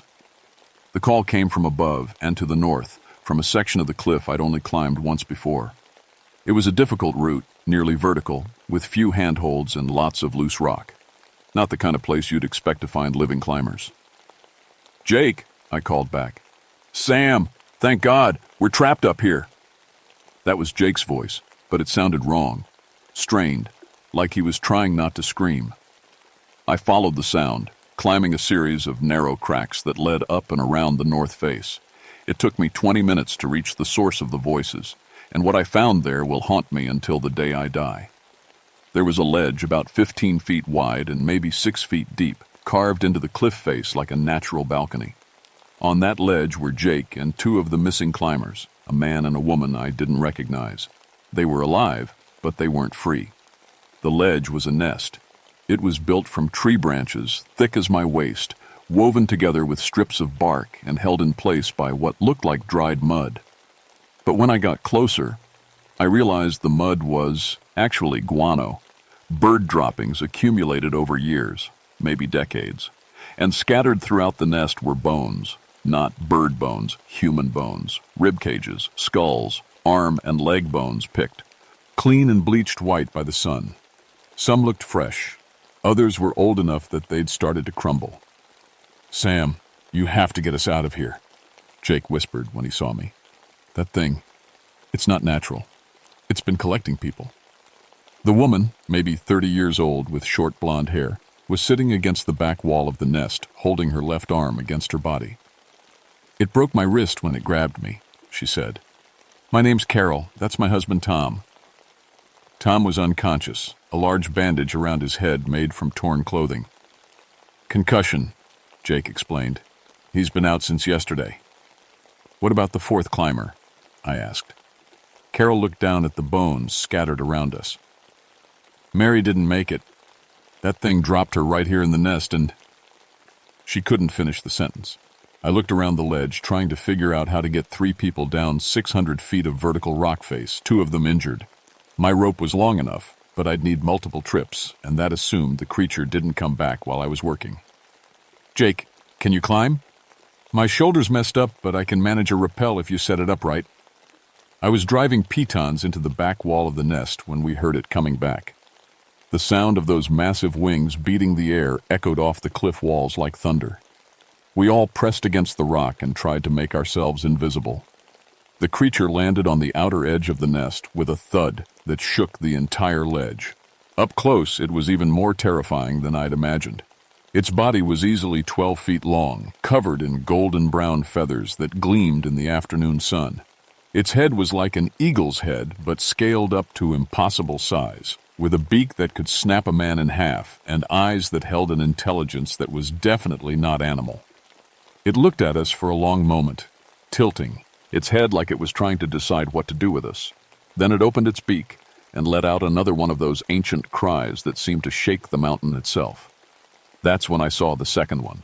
It rose up from below the ledge like something out of a nightmare, wings spread wide, talons extended. This one was even bigger than the first, with scars across its chest and head that spoke of battles fought and won over many years. The two creatures began to communicate, making sounds like wind and thunder and the crash of falling rocks. They were talking about us, I realized, deciding our fate. "Sam," Jake whispered, "I think they're a mating pair. This is their territory." The larger bird, what I guessed was the male, spread its wings and took off again. But the female stayed on the ledge, watching us with those golden eyes. She was guarding her nest, making sure her prizes didn't escape before feeding time. I had to do something. In an hour, maybe two, the sun would start to go down. And I had a feeling that when darkness fell, these creatures would be ready for dinner. That's when I remembered my grandmother's stories. Not just about the thunderbirds, but about how to deal with them. The old ways. The respectful ways. If these were truly the ancient guardians my grandmother had told me about, then maybe there was a chance. A slim chance, but better than waiting to become bird food. I started to sing. It was an old song, one my grandmother had taught me when I was barely old enough to walk. A Seneca song about respect for the spirits of the high places, about asking permission to walk on sacred ground. The creature's head snapped toward me, those golden eyes fixed on my face. It listened to the song with what looked like surprise, then something that might have been recognition. When I finished, the silence stretched out like a held breath. Then the creature did. It's something that nearly made me fall off the ledge. It bowed its head. The thunderbird looked at me with those ancient golden eyes, and I saw something I hadn't expected. Not just intelligence, but wisdom, pain, and maybe, just maybe, a willingness to listen. I kept my voice low and steady the way my grandmother had taught me to speak to wild things. "Great one, we didn't know this was your sacred place. We came here with respect, but maybe we didn't show it the right way." The creature tilted its massive head, listening. "These people," I gestured to Jake and the two injured climbers, "they didn't come to hurt anything. They just wanted to touch the sky, to feel what it's like to be up high where you live, but they didn't know the old rules." Carol was staring at me like I'd lost my mind, talking to a giant bird like it could understand every word. But Jake, he knew me better. He'd heard me tell the old stories around campfires. He stayed quiet and let me work. My grandmother, she was Seneca. She told me about the great birds who watch over the sacred places. She said you were here long before the white men came, long before anyone built roads or towns. This is your home, and we're just visitors. The thunderbird made a sound deep in its throat, not the terrible cry from before, but something softer, almost like it was considering my words. But these people, they have families, children waiting for them to come home. If you let them go, I promise they'll tell others about this place, about the need to show respect. They'll make sure people understand this mountain is special. For a moment I thought I'd gotten through. The creature seemed to relax, its wings folding against its sides. Then we heard the male returning, that thunderous beating of wings that announced his approach. He landed on the ledge with a crash that sent loose stones tumbling into the valley below. This one was bigger, scarred, and definitely not interested in conversation. He looked at me, then at the others, and I could see the hunger in his eyes. The female made a sough, wreaths of soft sounds, trying to communicate what had just happened. But the male wasn't listening. He spread his wings wide, a display of dominance and power, and let out a cry that made my ears ring. Then he lunged at Carol. I don't remember making the decision to move. One second I was pressed against the rock wall, the next I was throwing myself between the creature and the injured woman. The thunderbird's talons raked across my back, tearing through my heavy work shirt and the skin beneath. I felt like I'd been hit by a falling tree. But the attack stopped. The male bird pulled back, looking confused. Not because he couldn't kill me easily, but because I'd done something he didn't expect. I'd put myself between him and his prey. "Wait," I said, blood running down my back. There's another way. I reached into my pocket and pulled out something I'd carried for 17 years but never used. A small leather pouch my grandmother had given me before she died, filled with tobacco and sage and other things from the old country. This is an offering, I told both creatures, from the Seneca people to the guardians of the high places, a gift of respect. I opened the pouch and scattered its contents on the floor of the nest. The smell of sage filled the air, sharp and clean and somehow sacred. Both thunderbirds stepped back, their heads lowered. We'll leave your mountain, I continued. All of us. And we'll make sure others know this place is protected, but not through fear, through respect. The male bird looked at the scattered offering, then at his mate. They began to communicate again, those strange sounds like wind and thunder. But this time, the tone was different. They were discussing something, weighing options. Finally, the female stepped forward. She looked directly into my eyes, and I felt like she was seeing all the way down into my soul, judging me, measuring, the truth of my words. Then she did something that nearly stopped my heart. She reached out with one massive talon and gently touched the medicine pouch in my hands. It was a sign of acceptance. The male wasn't happy about it. He paced back and forth on the ledge, making agitated sounds. But when his mate fixed him with a stern look, he settled down. Even among thunderbirds, it seemed, the females had the final say about the nest. Jake, I said quietly, start rigging the rappel. We're leaving. It took us an hour to get everyone ready. Carol's broken wrist made it hard for her to hold onto the rope, so Jake had to rappel down with her in a special harness. Tom was still unconscious, which meant I had to lower him like a sack of grain, controlling his descent from above. The whole time, both thunderbirds watched us work. They didn't help, but they didn't interfere either. They just observed, like they wanted to make sure we kept our word about leaving their mountain alone. When it was my turn to rappel down, I looked back one more time at the ancient nest with its scattered bones and strange architecture. The female thunderbird was still there, watching me with those golden eyes. Thank you, I said, and I meant it. She bowed her head once, a gesture of mutual respect between guardians of the mountain. Then I was rappelling down 600 feet of vertical rock, my back on fire from the claw marks, my mind trying to process what had just happened. By the time I reached the ground, the sun was setting behind the peaks, painting the sky the color of old blood. That was 3 months ago. Carol and Tom recovered from their injuries and went back to Pittsburgh, but not before telling everyone who would listen about the need to respect wild places. Jake took a job with the Forest Service, working to establish protected areas in the mountain wilderness. And me? I'm still here, still pulling people off these cliffs when they get in trouble. But now I tell them different stories around the campfire at night.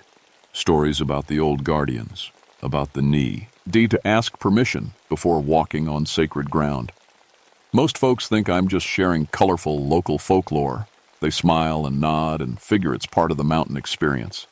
But some of them, the ones who really listen, they understand there's truth in the old stories. The official report listed Jake's rescue as a successful technical operation involving 4 climbers trapped by equipment failure.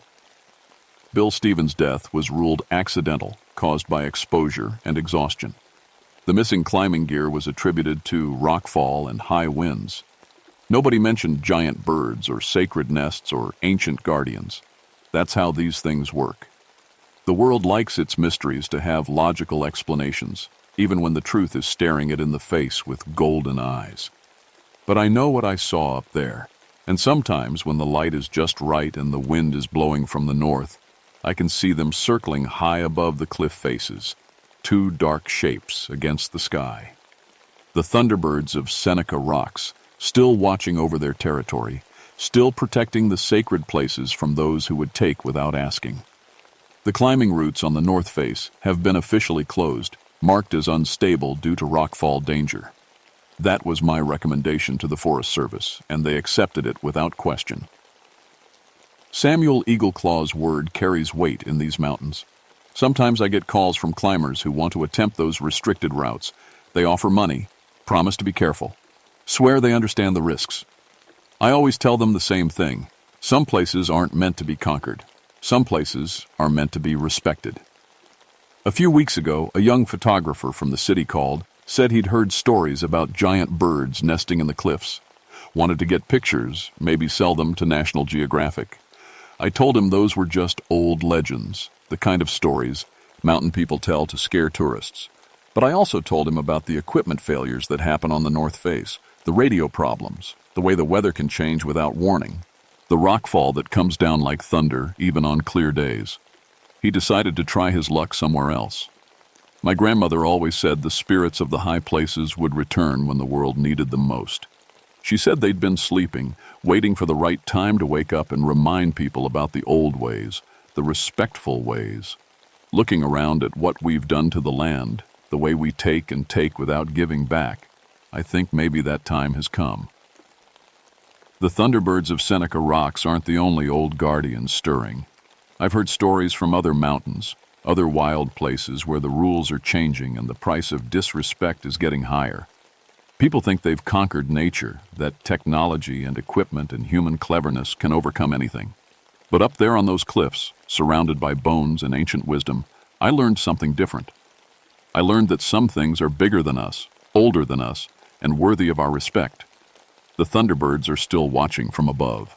And as long as people remember to ask permission before walking on sacred ground, to show respect for the spirits of the high places, we can share this mountain in peace. But for those who come with arrogance, who take without asking, who treat the sacred as just another place to be conquered, well, the nest is still there, and it's always hungry.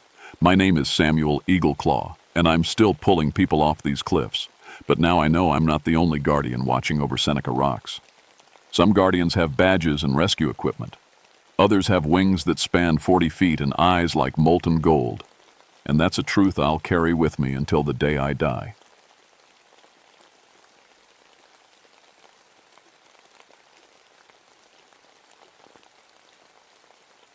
My name is Joshua Whitefeather, and I've been a forest ranger in these West Virginia mountains for 13 years. Cherokee blood runs through my veins, though I never paid much mind to the old stories my grandmother used to tell. She'd warn me about things that lived deep in the hollows, creatures she called bone-eaters. I always figured that was just old-time superstition. I was wrong. It was late October 1963 when everything changed. The leaves had turned that deep red color they get right before winter sets in, and there was frost on the ground most mornings. Hunting season was in full swing, which meant my phone rang constantly with folks getting lost or hurt in the woods. Turkey Run Hollow was my territory, 40 miles of the roughest, most isolated forest in the Monongahela. I'd been working that sector since I started ranging, and I knew every tree, every stream, every cave. The hollow got its name from all the wild turkeys that used to roost there, but they'd been gone for years. Most animals avoided the place, actually. I should have paid attention to that. I'd saved 23 people from cave systems over the years. Got certified in cave rescue after my wife Sarah died in a mine collapse back in '58. Figured if I couldn't save her, maybe I could save somebody else. The caves in Turkey Run were part of a massive limestone system that ran for miles underground. Some passages were big enough to drive a truck through, others so narrow you had to crawl on your belly. Cherokee used them for burials hundreds of years ago, and settlers went missing in those caves back in the 1890s. The call came in on a Tuesday morning. 6 men from Morgantown had been hunting in Turkey Run for 3 days. They were supposed to check in with the local sheriff Monday night, but nobody had heard from them. Their wives were worried sick. Probably just having too good a time to... "Remember to call home," Sheriff Coleman told me over the radio. "But their families are raising hell. Can you take a look?" I loaded up my truck with the usual gear: rope, first aid kit, flares, my old carbide headlamp. The temperature was dropping fast, and if those boys were hurt somewhere, they wouldn't last long in the cold. The drive to their camp took 2 hours over logging roads that were more like deer paths. 15 miles from the nearest real road with no way to radio for help once you got down in the hollow. That's how these mountains were, beautiful and deadly at the same time. I found their camp right where they'd said it would be, next to Turkey Run Creek. 6 tents set up neat and orderly, a fire pit with cold ashes, coolers full of food that hadn't been touched. Everything looked normal, except the men were gone. Their hunting licenses were still clipped to the registration board. Coffee was still in the pot, stone cold. Sleeping bags were laid out like they'd planned to come back. But there were no men anywhere. I called out their names: Tom Bradley, Mike Patterson, Jim Oakley, Steve Morris, Danny Wright, and Bob Fletcher. My voice echoed off the limestone cliffs that surrounded the hollow. Nothing answered back. That's when I noticed something that made my skin crawl. The woods were completely silent. No birds, no squirrels chattering, no insects buzzing. Even the wind seemed to hold its breath. In 13 years of ranging, I'd never heard silence like that. Then I saw the tracks. The tracks started at the edge of camp and led toward the main cave entrance about half a mile up the hollow. But these weren't normal tracks. They looked like something had been dragged. Long scrape marks in the dirt, broken branches, disturbed leaves. 6 different trails, all heading in the same direction. I followed them with my German shepherd, Rex, who'd been with me on dozens of rescues. But when we got close to the cave mouth, Rex started whining and backing away. The hair on his neck stood up like he'd seen a snake. "What's wrong, boy?" I asked. But he wouldn't go any closer. Dogs have better senses than people, and Rex had never been afraid of caves before. The entrance to Turkey Run Cave was like a huge mouth in the limestone cliff, maybe 15 feet high and 20 feet wide. I'd been inside dozens of times over the years, mapping the passages and checking for unstable areas. But today, something felt different. I lit my carbide lamp and stepped inside. The familiar smell of wet rock and bat droppings hit me, but there was something else underneath. Something sweet and rotten that I couldn't place. "Hello?" I called out. "Tom, Mike, anyone in here?" My voice bounced off the cave walls and disappeared into the darkness. But this time, something bounced back. Not quite an echo, more like my own voice being played back to me by someone else. "Hello? Anyone in here?" The words came from deep in the cave, but they sounded wrong, like someone was copying the way I talked but didn't quite get it right. I followed the main passage for about 50 yards until it split into 3 tunnels. The drag marks continued down the middle passage, the one that led to the deepest parts of the cave system. I'd only been down that way once before, years ago, and I remembered it went on for miles. That's when I heard the sound. It started soft, like branches creaking in the wind, but we were deep underground where no wind could reach. As I listened, it got louder and more rhythmic. Crack, crack, crack, like someone breaking kindling for a fire, but bigger. Much bigger.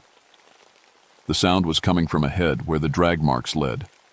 I should have turned around right then, should have gone back for help. But those 6 men were down there somewhere, and every minute counted. The passage sloped downward and got narrower. My lamp beam cut through the darkness, but it seemed weaker than usual, like the darkness was fighting back. The walls were covered with old Cherokee symbols, spirals and animal shapes carved into the rock.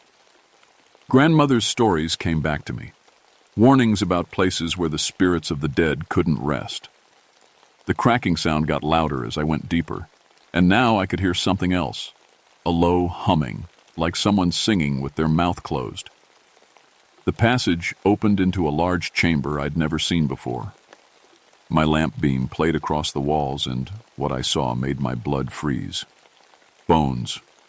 Hundreds of them, maybe thousands. They covered the floor like fallen leaves, white and gleaming in the lamplight. Leg bones, arm bones, ribs, skulls, all arranged in neat piles along the walls.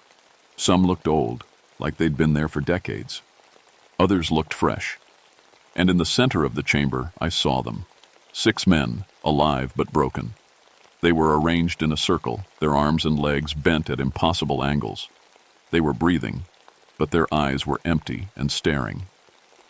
Tom Bradley's mouth moved like he was trying to speak, but only a thin whistle came out. The humming was coming from them. "Jesus Christ," I whispered. That's when I heard footsteps behind me. Slow, careful steps on the rocky floor. "Josh?" A familiar voice called out. "Josh? Is that you?" I turned around and saw Dale Somerville, my partner from the ranger station.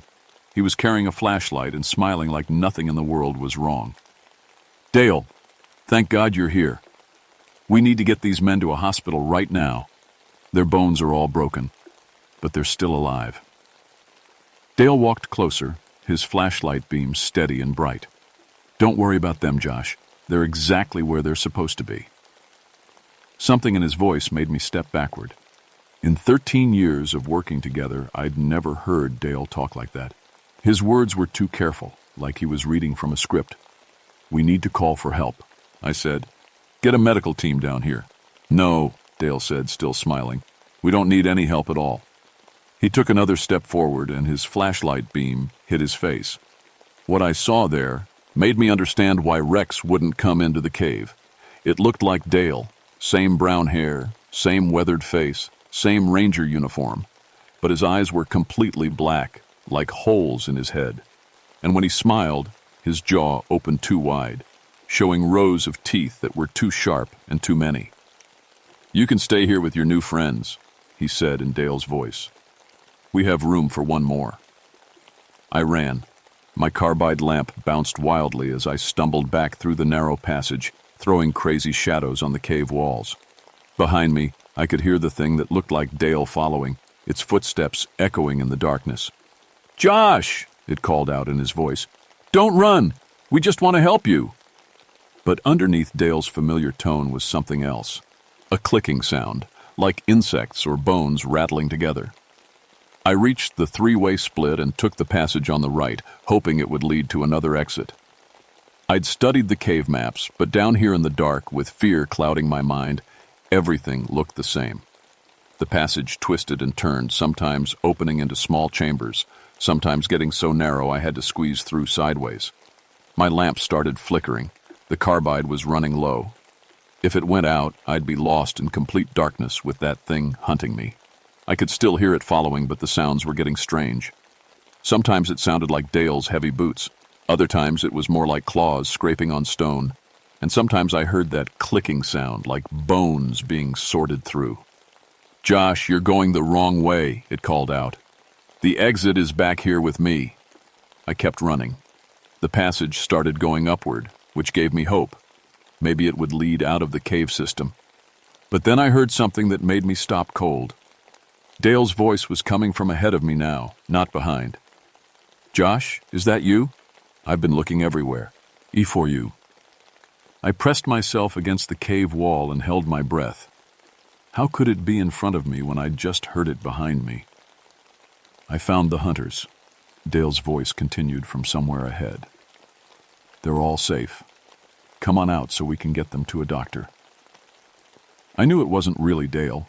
The real Dale was probably back at the ranger station wondering why I hadn't radioed in. But how was this thing making his voice? And how was it moving through the caves so fast? I waited in the darkness, trying to think. My grandmother's stories came back to me. Warnings about creatures that could steal your voice, your face, your whole self. Bone eaters, she called them. Things that lived in the deep places and fed on human suffering. The clicking sound was getting closer. I could hear it moving through the passage toward me, but there was something wrong with the footsteps, too many of them, like it had more than 2 feet. My lamp flickered again and went out. Complete darkness surrounded me like a living thing. I'd been in caves before when the lights failed, but this was different. This darkness felt thick and hungry, like it was trying to crawl into my lungs and choke me. I fumbled for my emergency flashlight, but my hands were shaking so bad I dropped it. It hit the stone floor with a sound like gunshot and rolled away. "There you are," Dale's voice whispered right next to my ear. I lunged forward, swinging my fist at where the voice came from. My knuckles hit the cave wall hard enough to split the skin, but I didn't hit anything else. Laughter echoed through the darkness. Not Dale's laugh. Something else. Something that had never been human. I crawled forward on my hands and knees, feeling around for my flashlight. My fingers found it just as something grabbed my ankle. The grip was like iron and cold as ice water. I kicked with my free leg and heard a sound like breaking sticks. Whatever had me let go and I scrambled forward, clicking on the flashlight. The beam showed the passage ahead, but when I looked back, there was nothing there, just empty darkness and the echo of that terrible laughter. I ran again, following the beam of my flashlight. The passage kept going up, and finally I saw something that gave me hope. A faint gray light ahead. Daylight. I reached the cave entrance, gasping and shaking. It was a different exit, maybe half a mile from where I'd gone in. The sun was starting to set, painting the sky orange and red. Rex was waiting for me, whining and pacing back and forth. He ran to me when I came out, jumping up and licking my face like he thought I was dead. "Good boy," I said, scratching behind his ears. "You were smarter than me." I needed to get back to the ranger station and call for help. A real rescue team with proper equipment and enough men to search the whole cave system. But as I started hiking back to my truck, I realized something that made my blood run cold. I could hear Dale's voice calling from inside the cave. "Josh, come back. I found something you need to see." But Dale couldn't be in there. I just talked to him on the radio that morning, and he was supposed to be working the north sector today, 20 miles from Turkey Run, unless something had gotten to him first. I ran through the woods toward my truck, Rex beside me. The sun was going down fast, and these mountains got dangerous after dark even without monsters hiding in the caves. But when I reached my truck, Dale was waiting for me. He was leaning against the hood, smoking a cigarette and looking perfectly normal. Same brown hair, same weathered face, same ranger uniform. But his eyes caught the last rays of sunlight and reflected them back like an animal's. "Find anything interesting down there, Josh?" he asked, taking a drag from his cigarette. I backed away from the truck, my hand reaching for the rifle I kept in the gun rack. But Dale, or the thing wearing Dale's face, moved faster than any human could, in on. A smooth motion. It grabbed my wrist and twisted. Pain shot up my arm and I dropped to my knees. Up close, I could see the details that were wrong. Its skin was too pale, too smooth. Its teeth were too sharp when it smiled. And when it breathed, I smelled something like rotting meat. The Cherokee had a name for us, it said in Dale's voice. Kanehai, the bone eaters. We've been sleeping in these caves for a very long time. "What did you do to Dale?" I managed to say through gritted teeth. "Nothing he didn't deserve," it answered. "He was so eager to help when I called for assistance. Such a dedicated ranger, coming into the dark all alone." The thing that looked like my partner let go of my wrist and stepped back. In the fading light, I could see its true shape starting to show through Dale's appearance. Taller than any human, with arms that were too long and fingers that ended in claws. "Your ancestors knew about us," it continued. "They left warnings carved in the sacred places, told stories to keep people away from our territory. But you forgot, didn't you? Stopped believing in the old ways." I thought about the bones I'd seen in the cave, arranged in neat piles like a collection. Some old, some fresh. "How long have you been here?" "Since before your kind walked these mountains. We sleep for decades at a time, feeding on what the earth provides. But every 20 years or so, we wake hungry."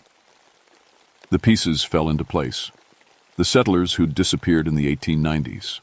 The Cherokee warnings about places where the dead couldn't rest. Even the missing animals. This thing had been feeding for months, maybe years, getting stronger. Those men in the cave are exactly where they belong. We don't kill quickly, Joshua Whitefeather. We savor our meals. Break the bones slowly, let the marrow age like fine wine. They'll last us through the winter. Rex growled from behind. Me, his hackles raised.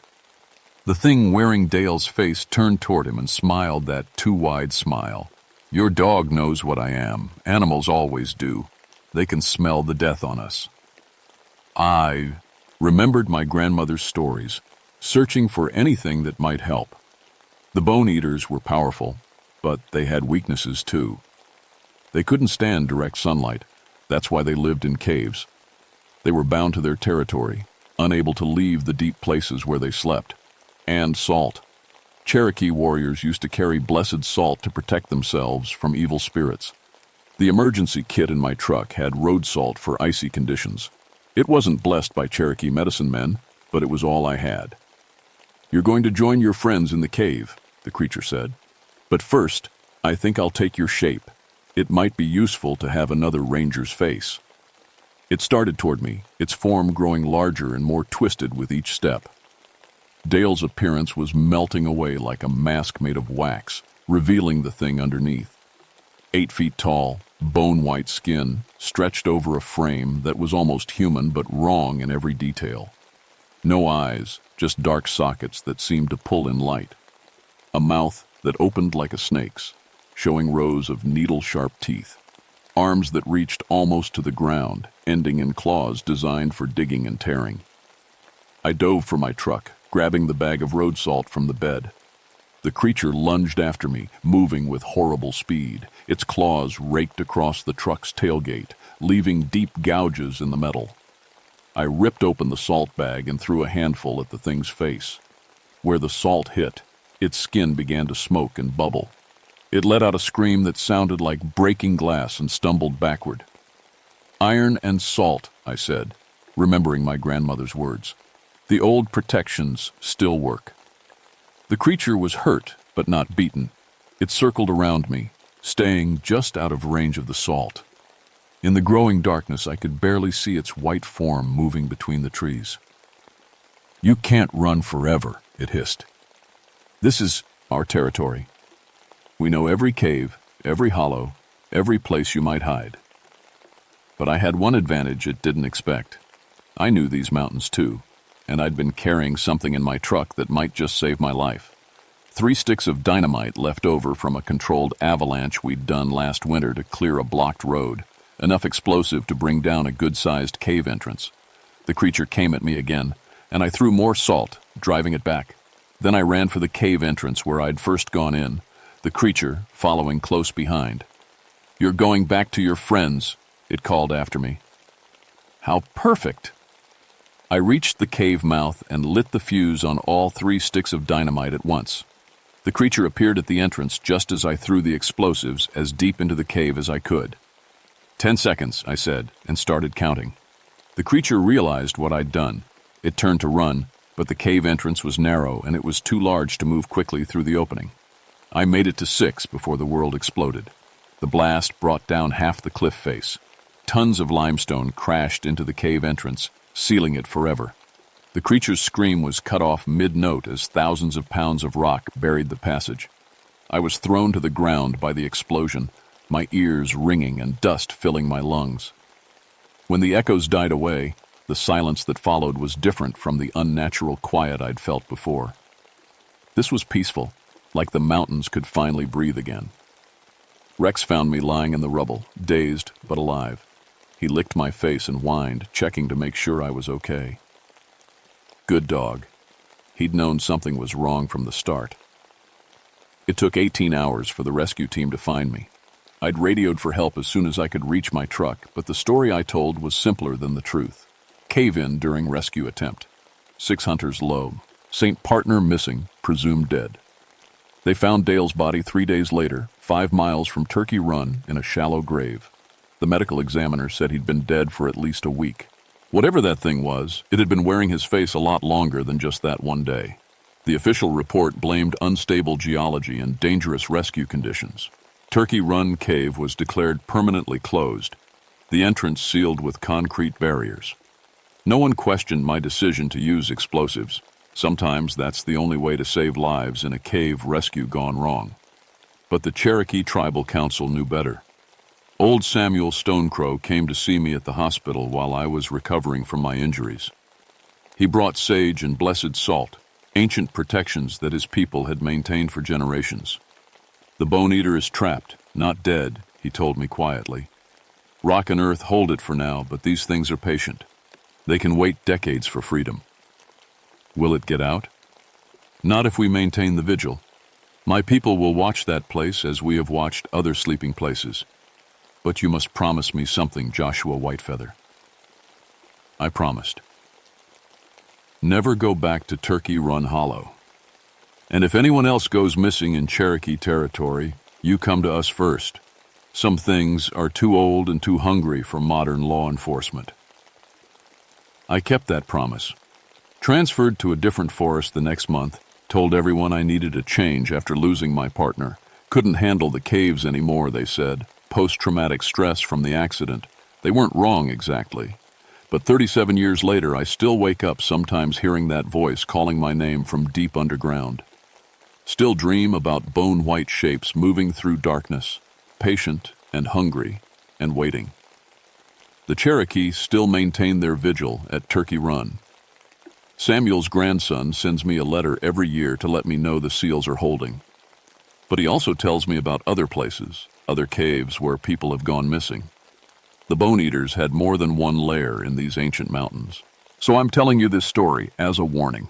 If you're ever hiking in Cherokee territory and you find a cave that's too quiet, where no animals make their homes, and the very air feels heavy with old malice, turn around and walk away. Don't be curious. Don't be brave. Don't think your modern equipment and scientific knowledge will protect you from things that were old when the Cherokee first walked these hills. Some places are hollow for a reason, and some hungers never die. They just sleep, waiting in the dark for the next fool who doesn't believe in old stories. The mountain people still remember. They know which hollows to avoid, which caves to seal with iron and blessed salt. They teach their children the old warnings, even if the children think it's just superstition. Maybe especially then, because the Bone Eaters are still down there, in the deep places where the earth keeps its oldest secrets, still arranging their collections, still humming their bone-deep songs, still waiting for someone to forget the old stories and come looking for adventure in the dark. Don't be that someone. Trust me on this one.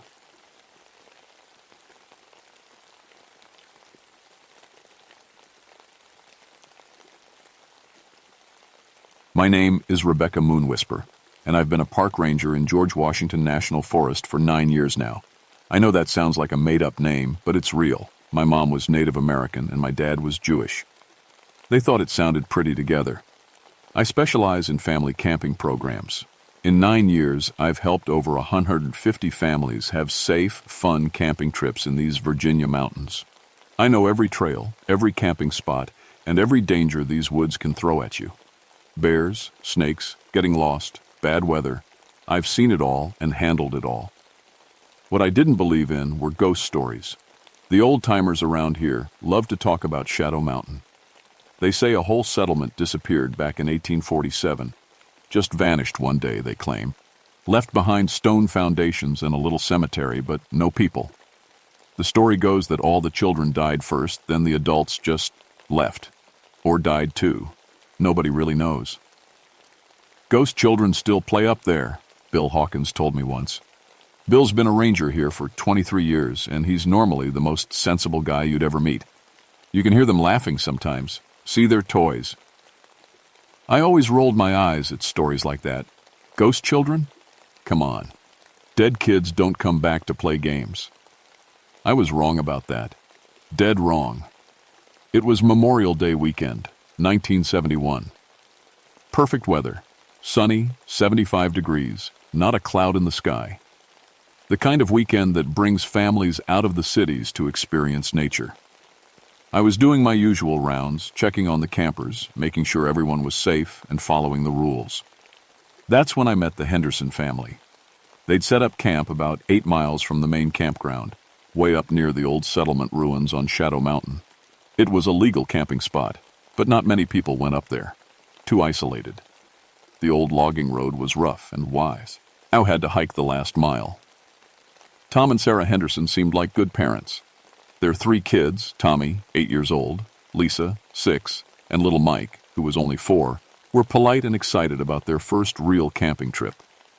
The kids love it up here, Sarah told me as I checked their permits. They've been playing all morning. Playing with who? I asked, looking around. I didn't see any other families nearby. Oh, they've made friends with some other children, Tom said, smiling. Kids are amazing that way, aren't they? They find playmates anywhere. I looked around again. Their campsite was completely alone. The nearest other family was 3 miles down the mountain. What other children?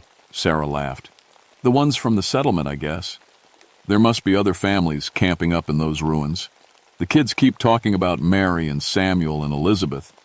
They're teaching our kids some old-fashioned games. A cold feeling started in my stomach. I'd checked the permits for this entire area that morning. The Hendersons were the only family approved to camp on Shadow Mountain this weekend. "Mrs. Henderson," I said carefully, "there are no other families up here. You're the only ones." She gave me a confused look.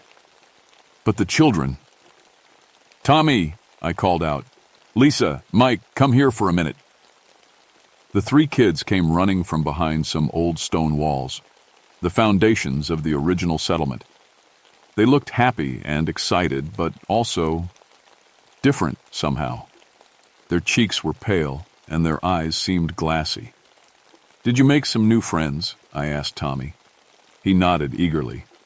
"Mary showed us how to play Ring Around the Rosie the old way, and Samuel taught us a game with cornhusk dolls. Elizabeth knows all the best hiding spots." "Where are these children now?" Tommy pointed behind the stone walls. "Right there. Don't you see them?" I looked. I saw nothing but empty space and old ruins.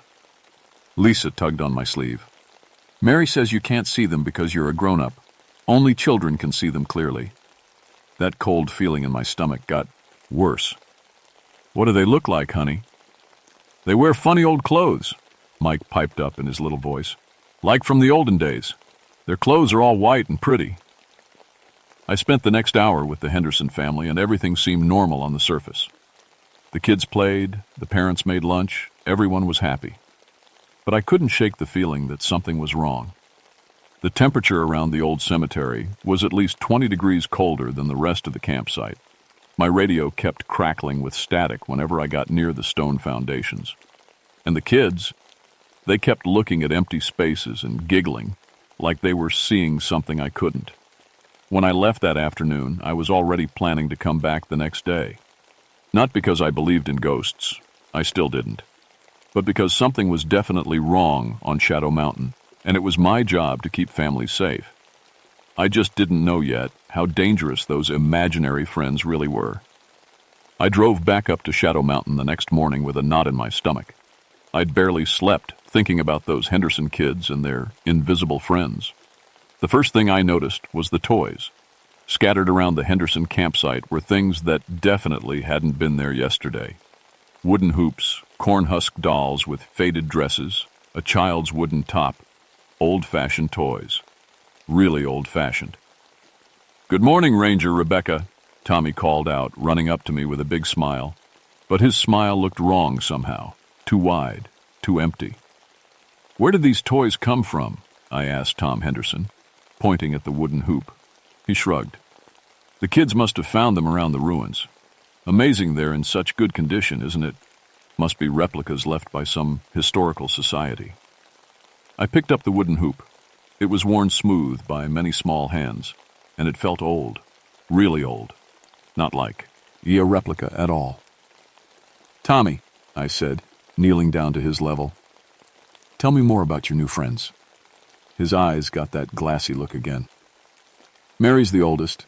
She's 10, like I almost am. She died of the fever, but she doesn't remember being sick. Samuel is 8, and he's really good at marbles. Elizabeth is the littlest. She's only 5. "When did they die, Tommy?" "A long, long time ago. Before cars, before anything. They've been waiting here for someone to play with." The cold feeling in my stomach turned to ice. That afternoon, while the parents were napping, I watched the kids play.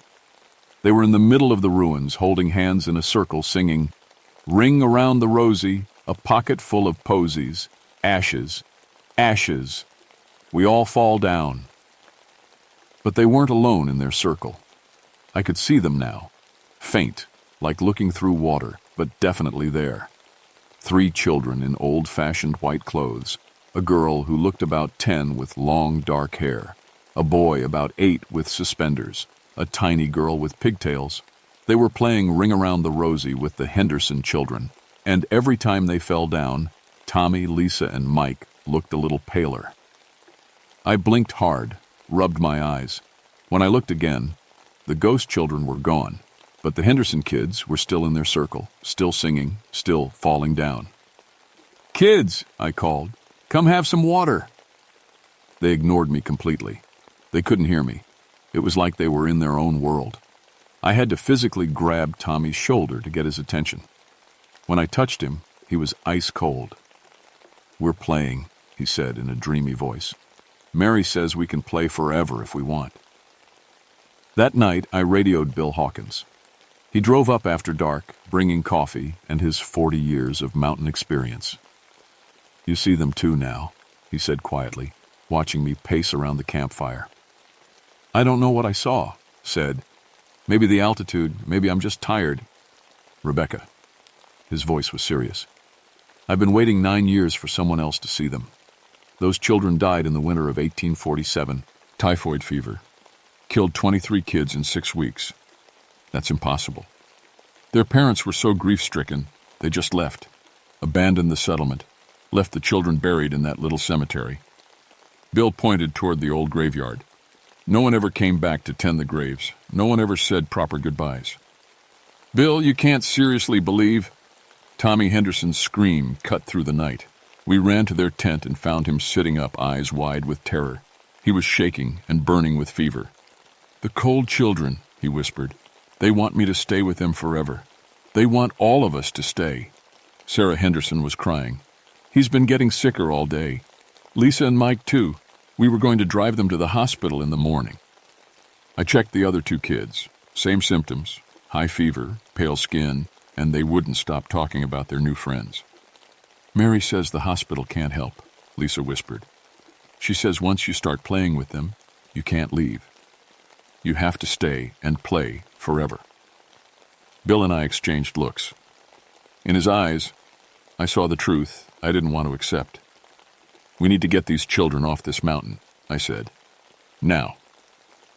But when we tried to pack up the Henderson family, the kids wouldn't move. They sat in the dirt by the old cemetery and refused to get in the car. "We can't leave our friends," Mike said. His 4-year-old voice sounded old and hollow. "Mary says if we leave, we'll never see them again, and then they'll be lonely forever." Tom Henderson tried to pick up Mike, but the little boy screamed so loudly that birds flew out of the trees. When Tom touched him, frost actually formed on Tom's hands. That's when I knew we weren't dealing with imagination or fever dreams. We were dealing with something much worse. By midnight, none of the Henderson children would eat, drink, or sleep. They just sat by the old semims, eddery, staring at empty air and whispering to people we couldn't see. "They're getting weaker," Sarah Henderson sobbed. "Look at them." She was right. In just 2 days, the kids had lost weight. Their eyes had dark circles under them. Their skin was so pale it was almost transparent. And they were starting to talk like old-fashioned children. "Prithee, mother, might we stay and play a while longer?" Lisa asked in a voice that didn't sound like hers at all. "We shall be ever so good," little Mike added, using words a 4-year-old shouldn't even know. Tom Henderson looked at me with desperate eyes. "What's happening to our children?" I didn't have an answer that wouldn't sound crazy. Bill did, though. "They're being recruited," he said quietly. "The ghost children have been alone for over 100 years. Now they've found living children to play with, and they don't want to let them go." "That's impossible," Tom said. "Is it?" Bill pointed to the cemetery. "Look." I looked, and this time I saw all of them clearly. 23 children in old-fashioned white clothes standing around the Henderson kids. Some were teenagers, some were toddlers. All of them were pale and transparent, and all of them were holding hands with Tommy, Lisa, and Mike. They were draining the life right out of them. "We have to do something," I said. "But what do you do against dead children who just want friends?" I tried approaching them directly. "Mary?" I called out. "Mary, can you hear me?" The oldest ghost girl turned to look at me. Her eyes were sad and empty. "You can see us now," she said in a voice like wind through leaves. "We've been waiting so long for someone to see us. Mary, you're hurting these children. You have to let them go." "But they're our friends," she said, confused. "We've been so lonely, we just want to play." "You're making them sick." Mary looked down at Tommy, who was, as now so pale his lips were blue. "Are we?" she asked, sounding genuinely surprised. "We don't mean to. We get so cold without friends. When we touch living children, we feel warm again." That's when I understood.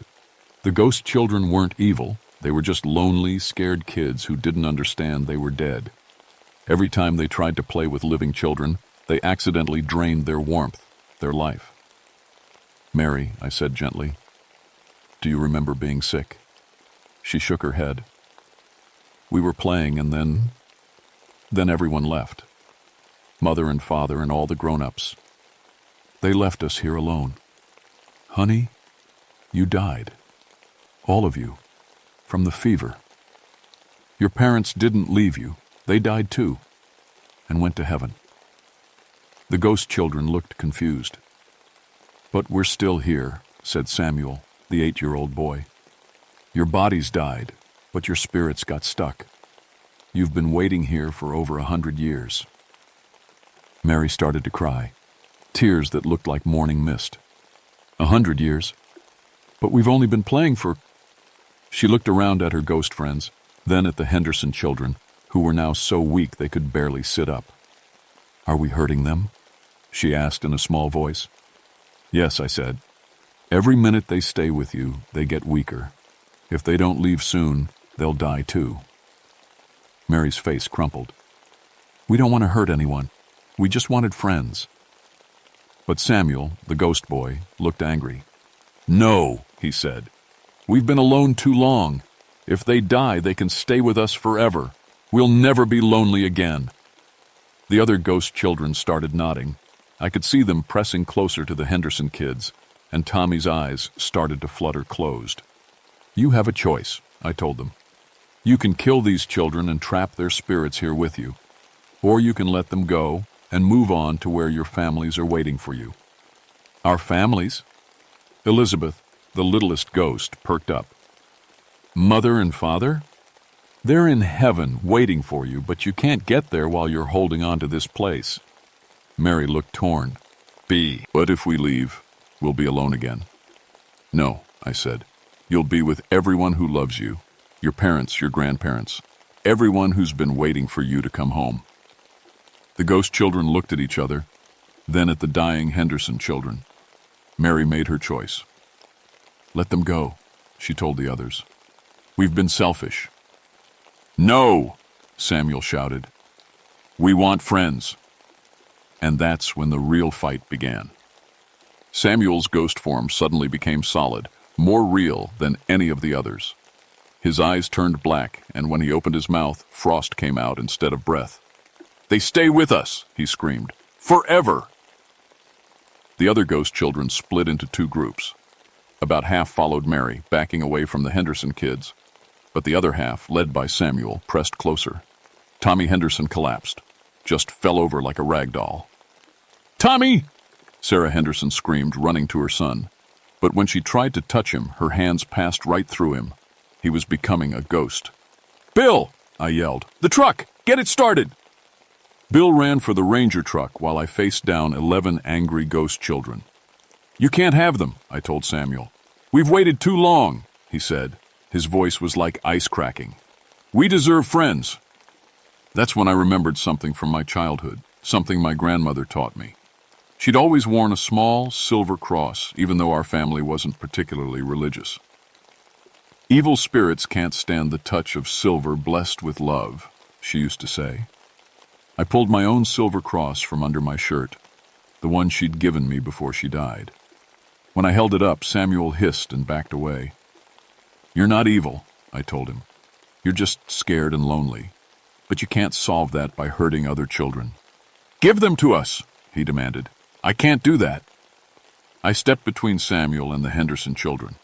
"But I can help you find your family." Mary, the oldest ghost girl, floated closer to me. "How?" she whispered. "Close your eyes," I told her. "Think about your mother. Think about how much she loved you. Think about how much she missed you when you got sick." Mary closed her eyes, and her ghost form started to glow with a soft, warm light. I can feel her," Mary said, wonder in her voice. "She's calling my name."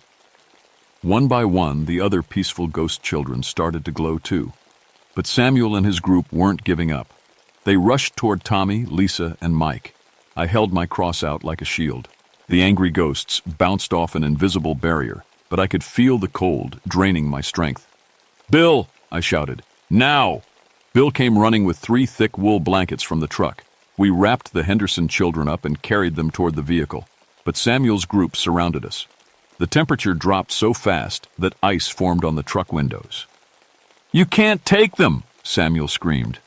"They're ours now!" That's when Mary spoke up. "Samuel," she said firmly, "that's enough." The oldest ghost girl was glowing brighter now, and her voice carried the authority of someone who'd been taking care of younger children for over a century. "Look at them," she told Samuel, pointing at the Henderson kids. "Really look." Samuel looked, and I saw his expression change. Tommy was barely breathing. Lisa's lips were purple. Mike wasn't moving at all. "Do you want to be responsible for killing them?" Mary asked gently. Samuel's anger cracked. "But we'll be alone," he whispered. "No, we won't," Mary said. She took his ghostly hand. "Our families are waiting. Can't you feel them?" Slowly, Samuel nodded. His black eyes turned back to normal brown. "I can feel Mother," he said in amazement. One by one, all the ghost children started to fade, their forms becoming lighter and brighter. "Thank you," Mary said to me, "for helping us remember." "Will you be okay?" I asked. She smiled, the first real smile I'd seen from any of the ghost children. "We're going home." The light got brighter and brighter until I had to close my eyes. When I opened them, the ghost children were gone, and the Henderson kids were breathing normally. The Henderson family left Shadow Mountain that morning. Tommy, Lisa, and Mike had no memory of the ghost children at all. To them, they'd just had a fun camping trip where they played some old-fashioned games. Their parents remembered everything, though. "Will anyone believe us?" Tom Henderson asked as they packed up their camp. "Does it matter?" I replied. "Your kids are safe. That's what counts." Sarah hugged me tight. "Thank you," she whispered. "I don't know what you did, but thank you." After they drove away, Bill and I walked through the old settlement one more time. The temperature was normal now. My radio worked fine, and the old toys, the wooden hoops and corn-husk dolls, had crumbled to dust. "Think they made it?" Bill asked. "The ghost kids, I mean." I looked at the little cemetery, where 23 small headstones stood in neat rows. For the first time in over a century, fresh wildflowers were growing on each grave. "Yeah," I said. "I think they made it home." We closed Shadow Mountain to camping for the rest of the summer. The official report blamed unstable geological conditions, which wasn't technically a lie. Death and unfinished business are pretty unstable conditions. I still work as a park ranger. I still specialize in family camping programs. But I've learned something important. Not all dangers in the wilderness come from bears or bad weather. Sometimes the most dangerous thing in the woods is loneliness. I've helped over 200 families have safe camping trips since that Memorial Day weekend. And whenever I meet parents who want to camp in isolated areas, I always tell them the same thing. Make sure your children are never alone long enough to make friends with shadows. Most people don't think I'm being poetic. A few understand what I really mean. And every year on Memorial Day, I drive up to Shadow Mountain and leave fresh flowers on 23 small graves. Not because I think the children are still there. I know they're not. But because someone should remember that they lived and played and just wanted friends. Even dead children deserve to be remembered with love. The woods are full of lonely spirits, but most of them, if you show them kindness instead of fear, just want help finding their way home. I learned that from 23 children who taught me that love is stronger than loneliness, and that sometimes the best way to help the dead is to remind them that they're not forgotten.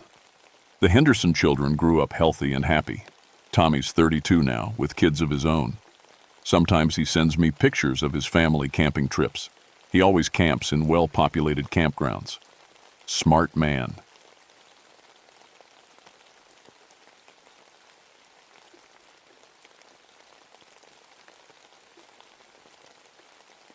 My name is Daniel Ironwolf, and I've spent 14 years tracking predators through the Appalachian wilderness. Most folks think that's a dangerous job, But the truth is, wild animals are predictable. They follow patterns. They have territories. They hunt for food, not sport. At least, that's what I believed until October 1989.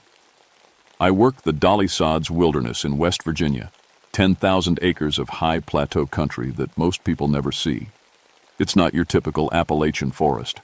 Up here, the trees thin out into open meadows dotted with massive boulders and thick patches of mountain laurel.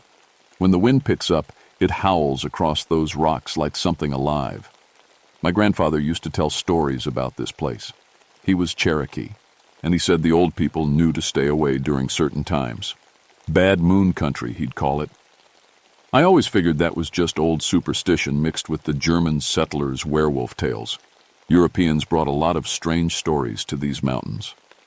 As a wildlife biologist, I knew better. I'd studied wolf behavior, bear patterns, cougar hunting methods. I could tell you exactly what killed a deer by looking at the bite marks. Could track a black bear for miles by reading scat and scratches. In 14 years, I'd seen escaped dogs, hybrid wolf dogs, even a few exotic cats that people kept illegally. Nothing I couldn't explain. That October started normal enough. Hunting season was coming, and I was doing my usual predator surveys. The deer population was healthy, maybe too healthy. Black bears were already denning up for winter after a good berry year. Everything was exactly as it should be. Except for the livestock attacks down in the valley. 3 farms had lost animals in 2 weeks. Not unusual, except for the pattern. Whatever was doing the killing wasn't eating much meat. It was just killing, ripping throats out, and moving on. That's not normal predator behavior. Wolves kill to eat. Bears kill to protect territory. This thing was different. The bite marks were wrong too. Too big for any dog, too precise for a bear. The spacing suggested something with a jaw bigger than any predator we had in West Virginia. And the tracks, when I could find clear ones, showed something that walked on 4 legs but had a stride too long for its foot size. I set up trail cameras around the attack sites, standard procedure. Whatever was out there would eventually pass in front of one, and I'd have my answer. Probably just a large hybrid dog or maybe someone's escaped exotic animal. Had to be. But as I worked those hills in the days leading up to the full moon, I started noticing other things. Small things. The regular animals were acting strange. Deer weren't using their normal trails. Birds went quiet earlier each evening. Even the insects seemed off. Too many in some places, none at all in others. And the smell. There was this smell in certain spots, like wet dog but sharper, muskier. It made my skin crawl in a way I couldn't explain. I'm not a superstitious man. I believe in what I can measure and track and photograph. But something about those October evenings, as the moon grew fuller, made me think about my grandfather's stories. Made me wish I'd listened more carefully when he tried to teach me the old ways. The night before the full moon, I was checking my cameras when I found the first one. The metal case was dented like something had grabbed it with massive claws. The housing was cracked, and when I looked at the memory card, all I got were blurry images that looked like light streaks and shadows. But in one frame, just for a split second, I saw something standing upright between 2 trees. Something that was too tall to be a bear and the wrong shape to be human. I told myself it was just seed. A mirror malfunction. Equipment fails. Happens all the time. But deep down, in a place I didn't want to examine too closely, I knew I was lying to myself. The call came in at 6 a.m. on the Sul, morning of the full moon. Heinrich Muller's prize bull was dead, and it wasn't pretty. I drove out to the Muller farm with my camera and measuring kit, expecting another livestock attack. What I found changed everything I thought I knew about predators. The bull weighed nearly 2,000 pounds. It had been flipped onto its back like a toy. The throat was torn out, but the wound was too clean, too precise. And the blood. There was too much blood for the wounds I could see, like the thing had bled the animal deliberately. But the tracks around the body told the real story.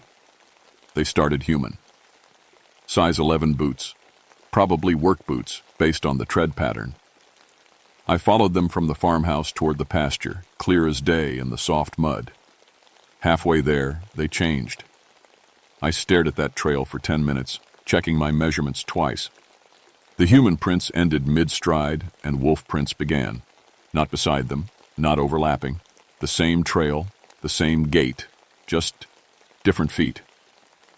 Find anything useful? I spun around. Tom Braswell, the state wildlife officer, was walking up behind me. Tom was good people. We'd worked together on poaching cases for years. If anyone would help me make sense of this, it was him. Tom, come look at this track pattern. Tell me what you see. He crouched down next to me, studying the prints. Tom had 20 years of tracking experience. His face went pale as he followed the trail. That's not possible, he said finally. What do you think happened? I think someone's playing games with us. Had to set this up somehow. But his voice didn't sound convinced. We spent the morning documenting everything, taking photos, collecting samples, professional work, by the book. But neither of us talked about those tracks. Not really. Around noon, Heinrich Muller came out to check on us. He was a big man, third-generation German-American, Hans Lee, Geheimhawks from 40 years of farm work. But when he looked at that dead bull, I saw something in his eyes I'd never seen before. Fear. My grandfather used to tell stories, Heinrich said quietly, about the old country, about things that came over with the settlers. He shook his head, thought it was just old man talk. What kind of stories? Tom asked. Heinrich looked up at the mountains surrounding his farm. About families with curses. About the full moon bringing out things that shouldn't exist. That evening, I made camp up on the plateau. If something was hunting in the valley, it was coming from somewhere up here. I'd find its den, its territory markers, something that would explain what we were dealing with. The sun set blood red behind the western ridges. As darkness settled over Dolly sods, I heard the first howl. It wasn't like any wolf call I knew. Too deep, too long, with something almost human in the sound. It echoed off the rock formations for what seemed like minutes. Then it was answered, from 3 different directions. I checked my rifle and settled into my sleeping bag, but I didn't sleep. Couldn't sleep. Every sound in the forest seemed wrong. Branches breaking without wind. Rustling in the brush that was too heavy for deer, too purposeful for random animals. Around midnight, something walked past my camp. I lay perfectly still in my bag, listening to footsteps circle my tent. Heavy steps. Deliberate. Whatever it was stopped right outside my head and sniffed. Long, deep breaths like it was tasting my scent. The footsteps moved away, but I could feel eyes watching me from the darkness. Waiting. When morning came, I found the tracks. 4-legged, approaching my camp. 2-legged circling it. 4-legged leaving. The same animal, the same stride. Just different. I broke camp fast and headed back to town. Had to think this through. Had to re-out what I was really dealing with. But as I packed my gear, I found something that made my blood turn to ice water. Snagged on a thorn bush next to my camp was a piece of cloth. Blue, denim, fresh torn. Still had the smell of fabric softener. Someone had been watching me. Someone who could walk on 4 legs when they wanted to. I thought about Heinrich's stories, about my grandfather's warnings, about all the rational explanations I was running out of. And for the first time in my professional career, I started to wonder if there were some predators that science couldn't explain. I should have called for backup, should have brought in state police, maybe even federal wildlife agents. Instead, I went back to the plateau the next night. Tom came with me. "Whatever's up there," he said, "it's killed again." 2 hikers from Maryland had gone missing. Their car was still at the trailhead, but they never made it to their planned campsite. We found their gear scattered across a half-mile stretch of trail, sleeping bags shredded, food scattered, and blood. So much blood, but no bodies. "Bears don't do this," Tom said, examining a backpack that looked like it had been torn apart by industrial machinery. "Bears would eat something. This is just destruction." We followed the blood trail as far as we could. It led deeper into the wilderness, toward the rocky outcrops where the wind never stops howling. As the sun started setting, we made a decision that probably saved our lives. We climbed. There's a formation called Devil's Backbone that runs along the highest ridge of Dolly Sods. It's all exposed rock and stunted trees, nowhere to hide but excellent visibility. If something was hunting us, we'd see it coming. We'd also trapped ourselves with nowhere to run. The moon came up full and bright, turning the rocks silver and casting hard shadows between the boulders. That's when we heard them. Not one howl this time, but a whole pack, calling back and forth across the plateau like they were coordinating. "Wolves don't hunt in packs this size," Tom whispered. "None, but in West Virginia." But these weren't wolves. The first one appeared around 10 o'clock, slipping between two house-sized boulders about 50 yards away. It moved wrong, too upright, too purposeful. When it stopped and looked directly at us, I saw intelligence in those yellow eyes that was definitely not animal. It was 7 feet tall on its hind legs, covered in dark fur that seemed to absorb moonlight. The head was wolf-like but too large, with human expressions playing across its features. When it opened its mouth, I saw teeth designed for tearing meat from living bone. "Jesus Christ," Tom breathed. His hand was shaking as he reached for his pistol. The creature tilted its head like it was listening. Then it smiled. Actually smiled, lips pulling back from those massive canines in an expression that was horribly, impossibly human. Two more appeared on our flanks, smaller but just as wrong. They moved like people who'd forgotten how to be people, dropping to 4 legs when they needed speed, rising to 2 when they wanted to see better. "What are they?" Tom asked. Before I could answer, the largest one threw back its head and howled. The sound hit us like a physical force, echoing off the rocks until it seemed to come from everywhere at once. That's when Tom broke. He fired 3 shots wild, the muzzle flashes lighting up the rocks like camera bulbs. The creatures scattered, moving faster than anything that size should move, bounding from rock to rock like they weighed nothing. "Run!" Tom shouted. But there was nowhere to go. The attack came from behind. I heard Tom scream, then a horrible wet sound, then silence. When I spun around, one of the smaller creatures was standing over his body, its muzzle dark with blood. I raised my rifle, but the thing just looked at me with Tom's blood dripping from its jaws and shook its head slowly, like it was telling me not yet. Then they were gone. All of them. Vanished into the rocks like they'd never been there. Except for Tom's body. I stayed with him until dawn, my rifle trained on every shadow, every movement, in the periphery of my vision. His throat had been torn out with surgical precision. No random mauling, no feeding frenzy, just execution. And in the soft earth next to his body, I found something that made my hands shake. Boot prints. Size 11 work boots. The same tread pattern I'd been tracking all week. Someone had walked away from Tom's body on human feet. I spent the next day in the county library digging through old records and newspaper archives. What I found made me understand why my grandfather had warned me about bad moon country. The Germans who settled this area in the 1800s hadn't just brought farming techniques and old-world crafts. They'd brought their curses too. The Mueller family was mentioned in records going back to 1847. Reports of livestock deaths during full moons, stories of family members who went missing during certain times of the month, accounts of wolf attacks by animals that were too smart, too organized, and always the attacks stopped when male members of the Mueller line died or moved away. Heinrich Mueller was the last of his bloodline in West Virginia. I drove back to his farm as the sun was setting on the second night of the full moon.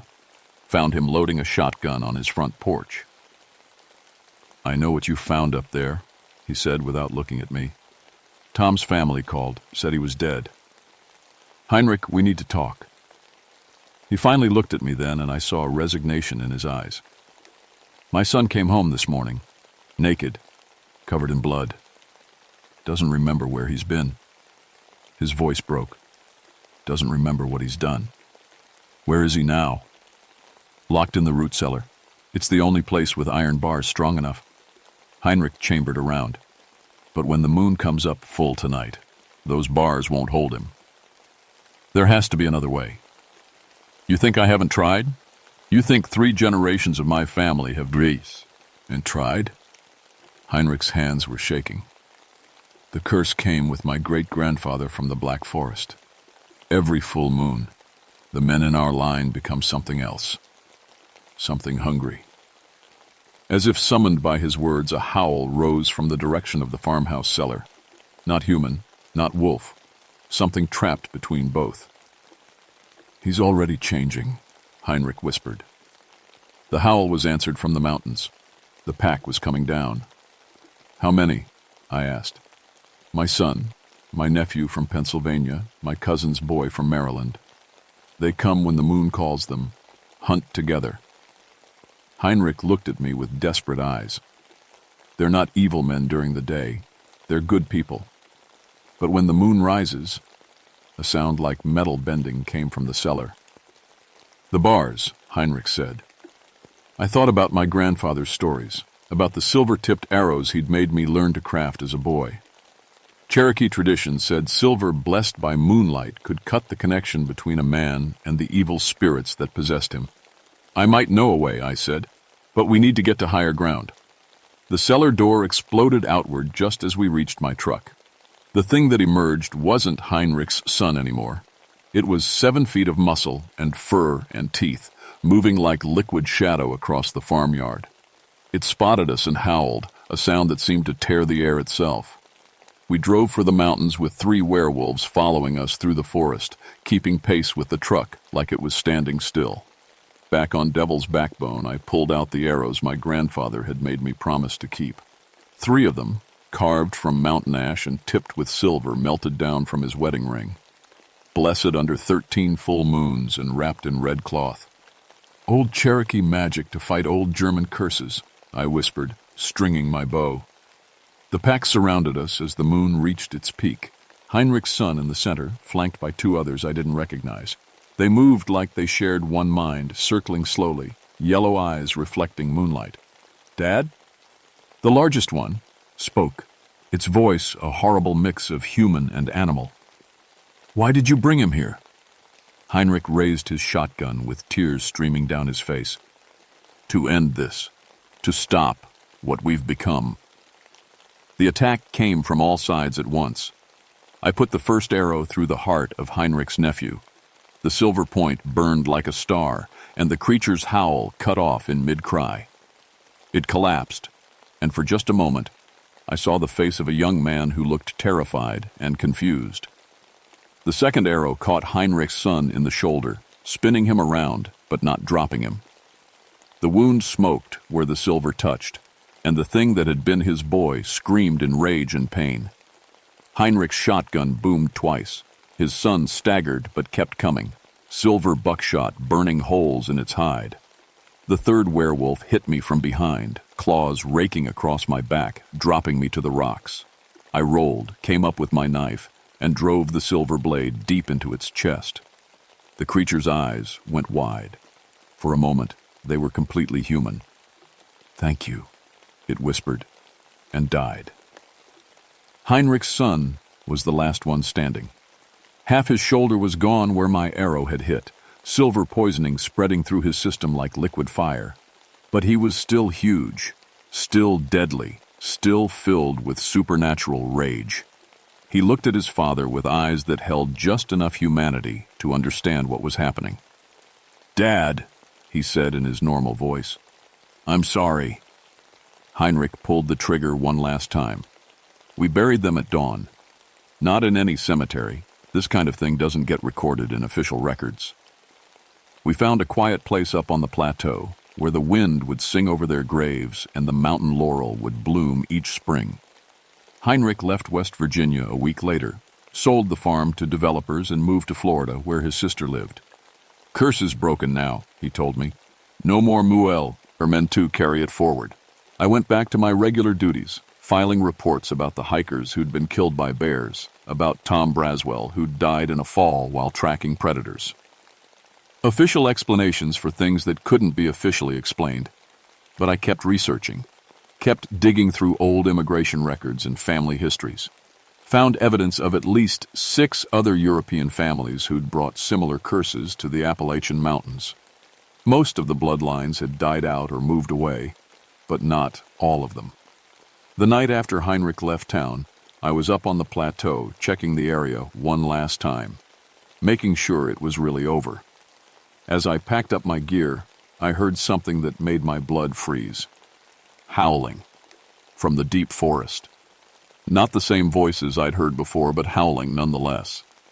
I thought about all those family histories I'd been reading, all those old stories from different parts of the mountains, and I realized that Heinrich Müller's curse might be broken, but there were other curses out there, other families, other secrets hiding in the hollows and ridges of Appalachian country. These mountains are old, older than the Cherokee, older than the German settlers, older than any human presence. But the things that live here now aren't ancient. They're imports. European nightmares that followed desperate people across an ocean looking for new hunting grounds. I still work these mountains, still track predators. But now I carry silver arrows along with my regular gear, and I pay attention to the old stories my grandfather tried to teach me. Because some predators can't be explained by science, and some hunts never really end. The moon is full again next week. I'll be ready. But sometimes, in the dark hours before dawn, I wonder if being ready is enough. I wonder how many other families are out there, carrying curses they don't understand, and becoming things they never chose to be. And I wonder what happens when I get too old to climb these mountains, when there's no one left who knows how to fight the things that shouldn't exist. The howling never really stops in Dolly Sods. You just learn to listen for the difference between wolves and something worse. My name is Daniel Ironwolf. I've spent 14 years tracking predators in the Appalachian wilderness. Now I know that sometimes the predators are tracking me back.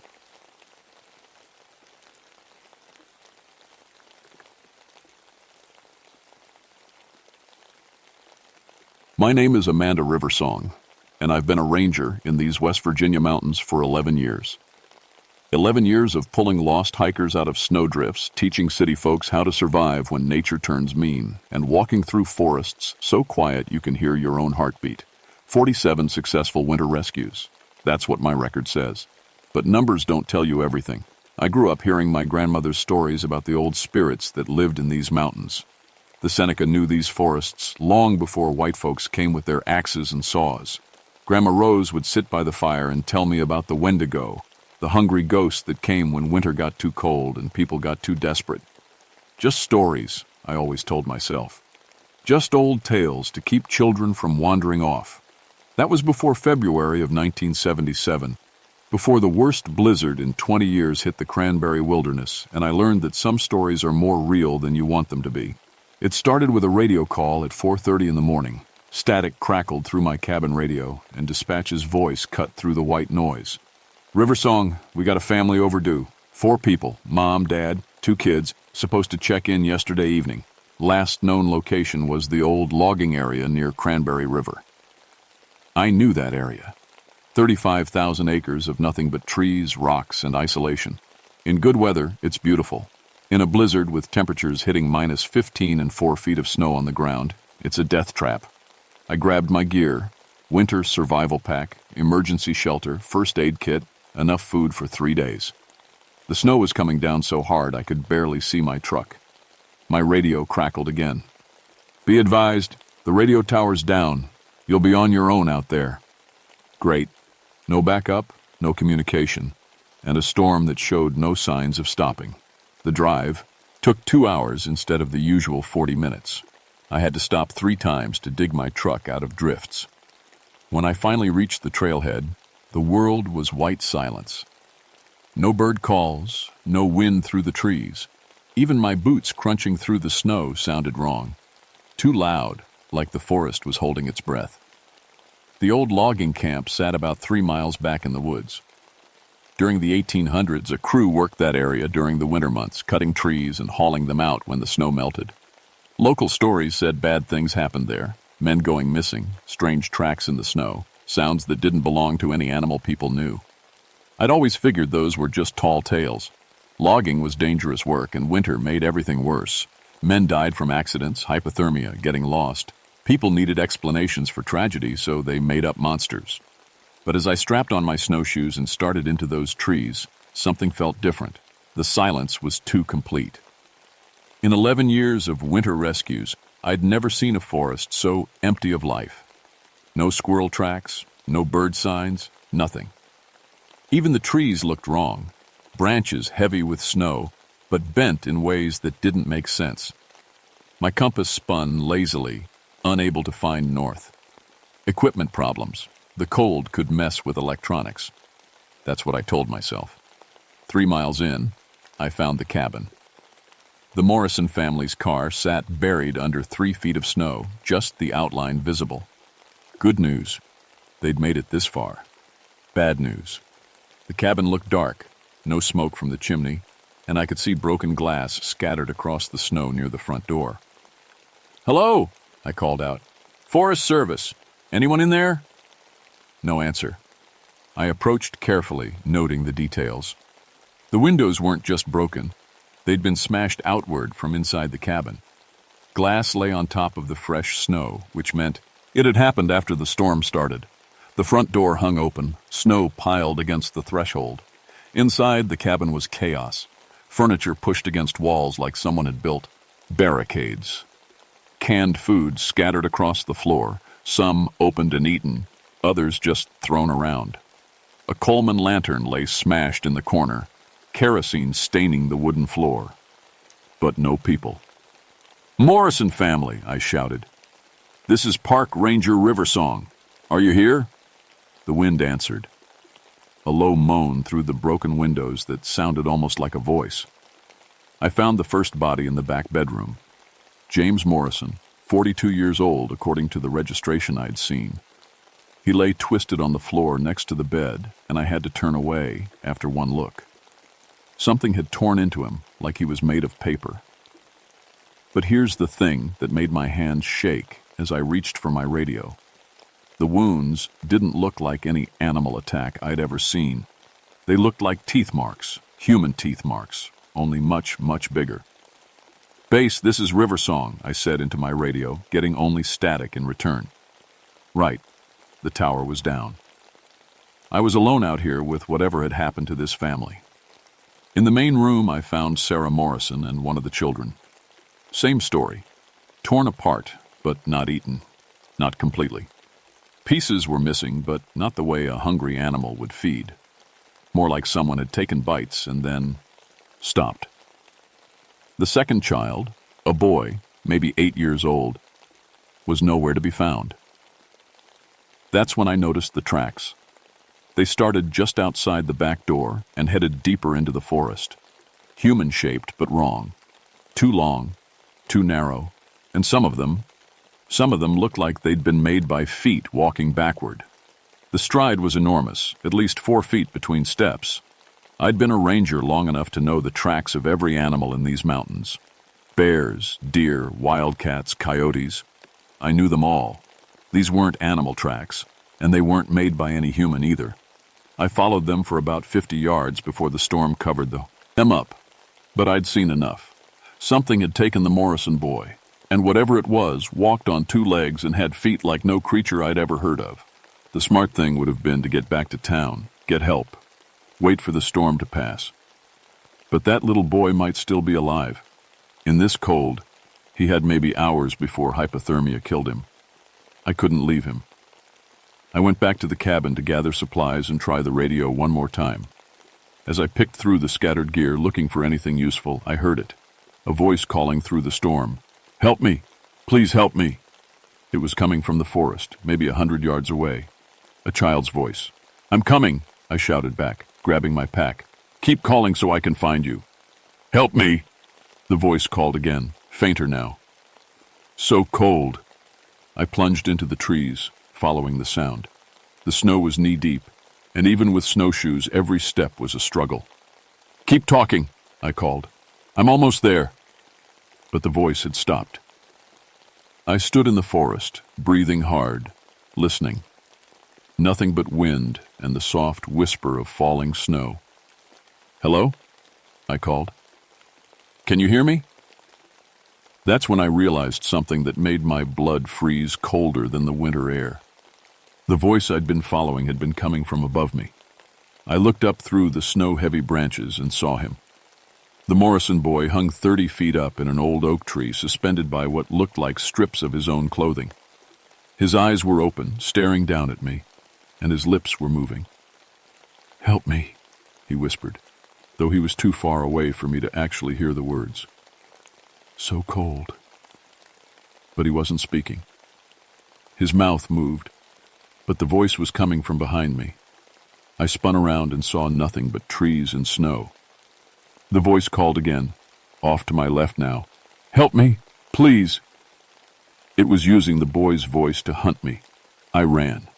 Branches grabbed, at my clothes as I crashed through the underbrush, heading back toward the cabin. My snowshoes caught on hidden roots and logs, sending me sprawling face first into the snow. Behind me, I could hear something moving through the trees. Not running, just walking, but keeping pace with my desperate flight. And it was laughing. Not with the boy's voice this time. Something deeper, older, like rocks grinding together in a landslide. I made it back to the cabin and slammed the door, pushing a heavy wooden table against it. My radio was dead static, my hands shaking too hard to work the dials properly. I tried to think clearly, to make sense of what I'd seen. The boy was dead. Had to be dead. Nothing could survive hanging in a tree in this cold. But something was using his voice, calling to me. Something that could climb trees and move through the forest without making proper tracks. I'd heard stories like this before, but always dismissed them as folklore. Mountain people talked about creatures that could imitate human voices, lure people into the woods. Wendigos, they called them in the old stories. Cannibalistic spirits that were once human, transformed by hunger and desperation into something monstrous. Just stories, I whispered to myself, checking my rifle. Just old stories. But the Morrison family wasn't a story. The boy in the tree wasn't a story. The scratching at the cabin walls wasn't a story either. It started soft, like branches scraping against wood. But branches don't scratch in rhythms. Branches don't tap out patterns like someone knocking to come in. I grabbed my flashlight and moved to the window, trying to see what was out there. A face looked back at me through the glass. It might have been human once. The basic shape was right. 2 eyes, a nose, a mouth. But everything was wrong, stretched and twisted like a reflection in a funhouse mirror. The skin was gray-white, mottled with frostbite, and the eyes were yellow like old bones. When it smiled, I saw teeth. Too many teeth, all pointed, crammed into a mouth that opened wider than a human mouth should. "Let me in, Amanda," it said in the boy's voice. "I'm so cold." I backed away from the window, rifle raised. "Stay away from me." "But I know you," it continued, and now it was using my grandmother's voice, the one from my childhood memories. "You know the old stories, little sparrow. You know what I am." The scratching moved around the cabin, circling like a predator. At each window that face appeared, always with the same horrible smile.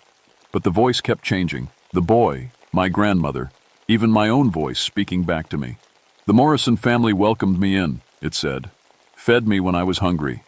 The father lasted the longest, strong man, but even he broke in the end." I realized what I was dealing with. This thing had been human once. Maybe someone from the old logging camp, maybe a hiker who got lost and desperate enough to do what you had to do to survive. But crossing that line, eating human flesh to stay alive, it had changed him into something else. Something that was always hungry. "I can smell you in there, Amanda. Warm blood, soft meat. It's been so long since I had a proper meal." The scratching stopped. The forest went silent again. I waited, rifle trained on the door, listening for any sound. Minutes passed. Maybe it had given up, moved on to hunt something else. That's when my radio crackled to life. "Amanda, this is Martin. I'm coming to help you." Martin Coalfield, my backup, based out of the station 20 miles south. He must have gotten worried when I didn't check in. "Martin," I grabbed the radio. "Don't come here. There's something in these woods, something dangerous. Static answered me. Martin, do you copy? Stay away from the logging camp. More static, then his voice again. I'm about 5 miles out. Should be there in an hour. No, Martin, turn around. Go back. But the radio went dead. I had to warn him. I had to get out of this cabin and intercept him before he walked into the same trap I was in. I checked my gear, rifle loaded, flashlight working, enough food and water for the night if I had to stay out in the storm. I pushed the table away from the door and stepped out into the blizzard. The forest felt different now. Not empty, full of something watching, waiting. Every shadow could hide that gray-white face. Every sound of wind through branches might be its voice calling to me. But I had to find Martin before it did. I found Martin 2 miles from the cabin, or what was left of him. He hung from a pine tree like a Christmas ornament, frozen solid, his snowmobile idling in a circle below until it ran out of gas. His face was locked in a scream, eyes wide with terror. But he'd been dead for hours, long before his voice had spoken to me on the radio. The Wendigo had used his voice to draw me out of the cabin. I was standing in the open forest, alone, exactly where it wanted me. Clever creature, aren't you? The voice came from everywhere and nowhere, echoing off the trees. It was using my own voice now, talking to me like I was talking to myself. 11 years in these mountains, and you've never seen anything like me. I turned in a slow circle, rifle ready, trying to spot it among the trees.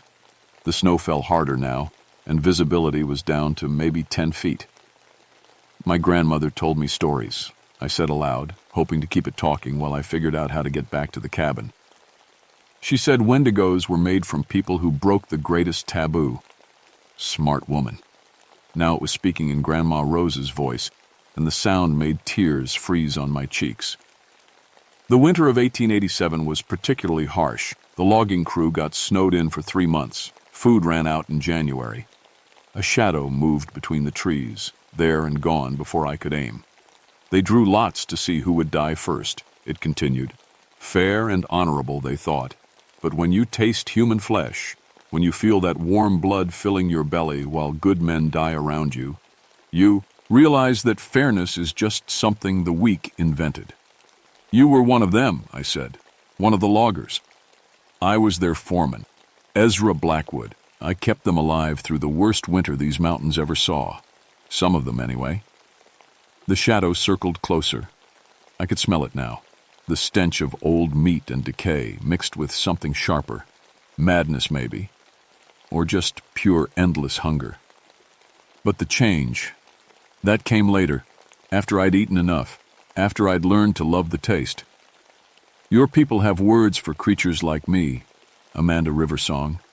Your grandmother knew. She also knew how to fight you, I said, remembering the old stories. Sacred fire, running water, things that Wendigos couldn't cross or touch. Did she tell you how? It laughed, a sound like breaking glass. Did she tell you about the ritual? I thought back to those fireside stories. Sacred fire. Not just any fire, but one blessed with the right words, the right intent. And I remembered Grandma Rose teaching me those words, making me repeat them until I had them memorized. Just stories, she'd said. But stories have power, little sparrow. Remember that. The creature stepped out from behind a massive oak tree. It had been human once, but that was a long time ago. Now it stood 12 feet tall, stretched thin like taffy, all bones and sinew under gray skin. Its ribs showed through its chest, and I could see its heart beating, black blood pumping through translucent skin. The face was the worst part, still recognizably human around the eyes, but everything else twisted into something that belonged in nightmares. You're going to feed me now, Amanda, it said in my grandmother's voice, just like the others did. And when the hunger takes you, when you become like me, we'll hunt these mountains together. No, I said, backing toward a fallen log. I don't think so. I pulled out my emergency flare and struck it. Red fire blazed in the darkness, and the Wendigo screamed, not in pain, but in rage. It couldn't approach the flame, but it circled at the edge of the light, waiting for the flare to burn out. I had maybe 3 minutes before the fire died. I started speaking the words Grandma Rose had taught me, the old Seneca phrases that turned ordinary fire into something sacred. The Wendigo's screams grew louder as the red flame began to turn white-hot. "You think your grandmother's magic will save you?" it snarled. "I've eaten medicine men before. Their power tastes just like their fear." But it stayed outside the circle of light. The flare was burning down. I had maybe 30 seconds left. I spotted a pine tree with dry needles still clinging to its branches. If I could set it ablaze with the sacred fire, create a bigger flame. The Wendigo saw what I was planning. It rushed forward just as the flare guttered out, moving faster than anything that size should be able to move.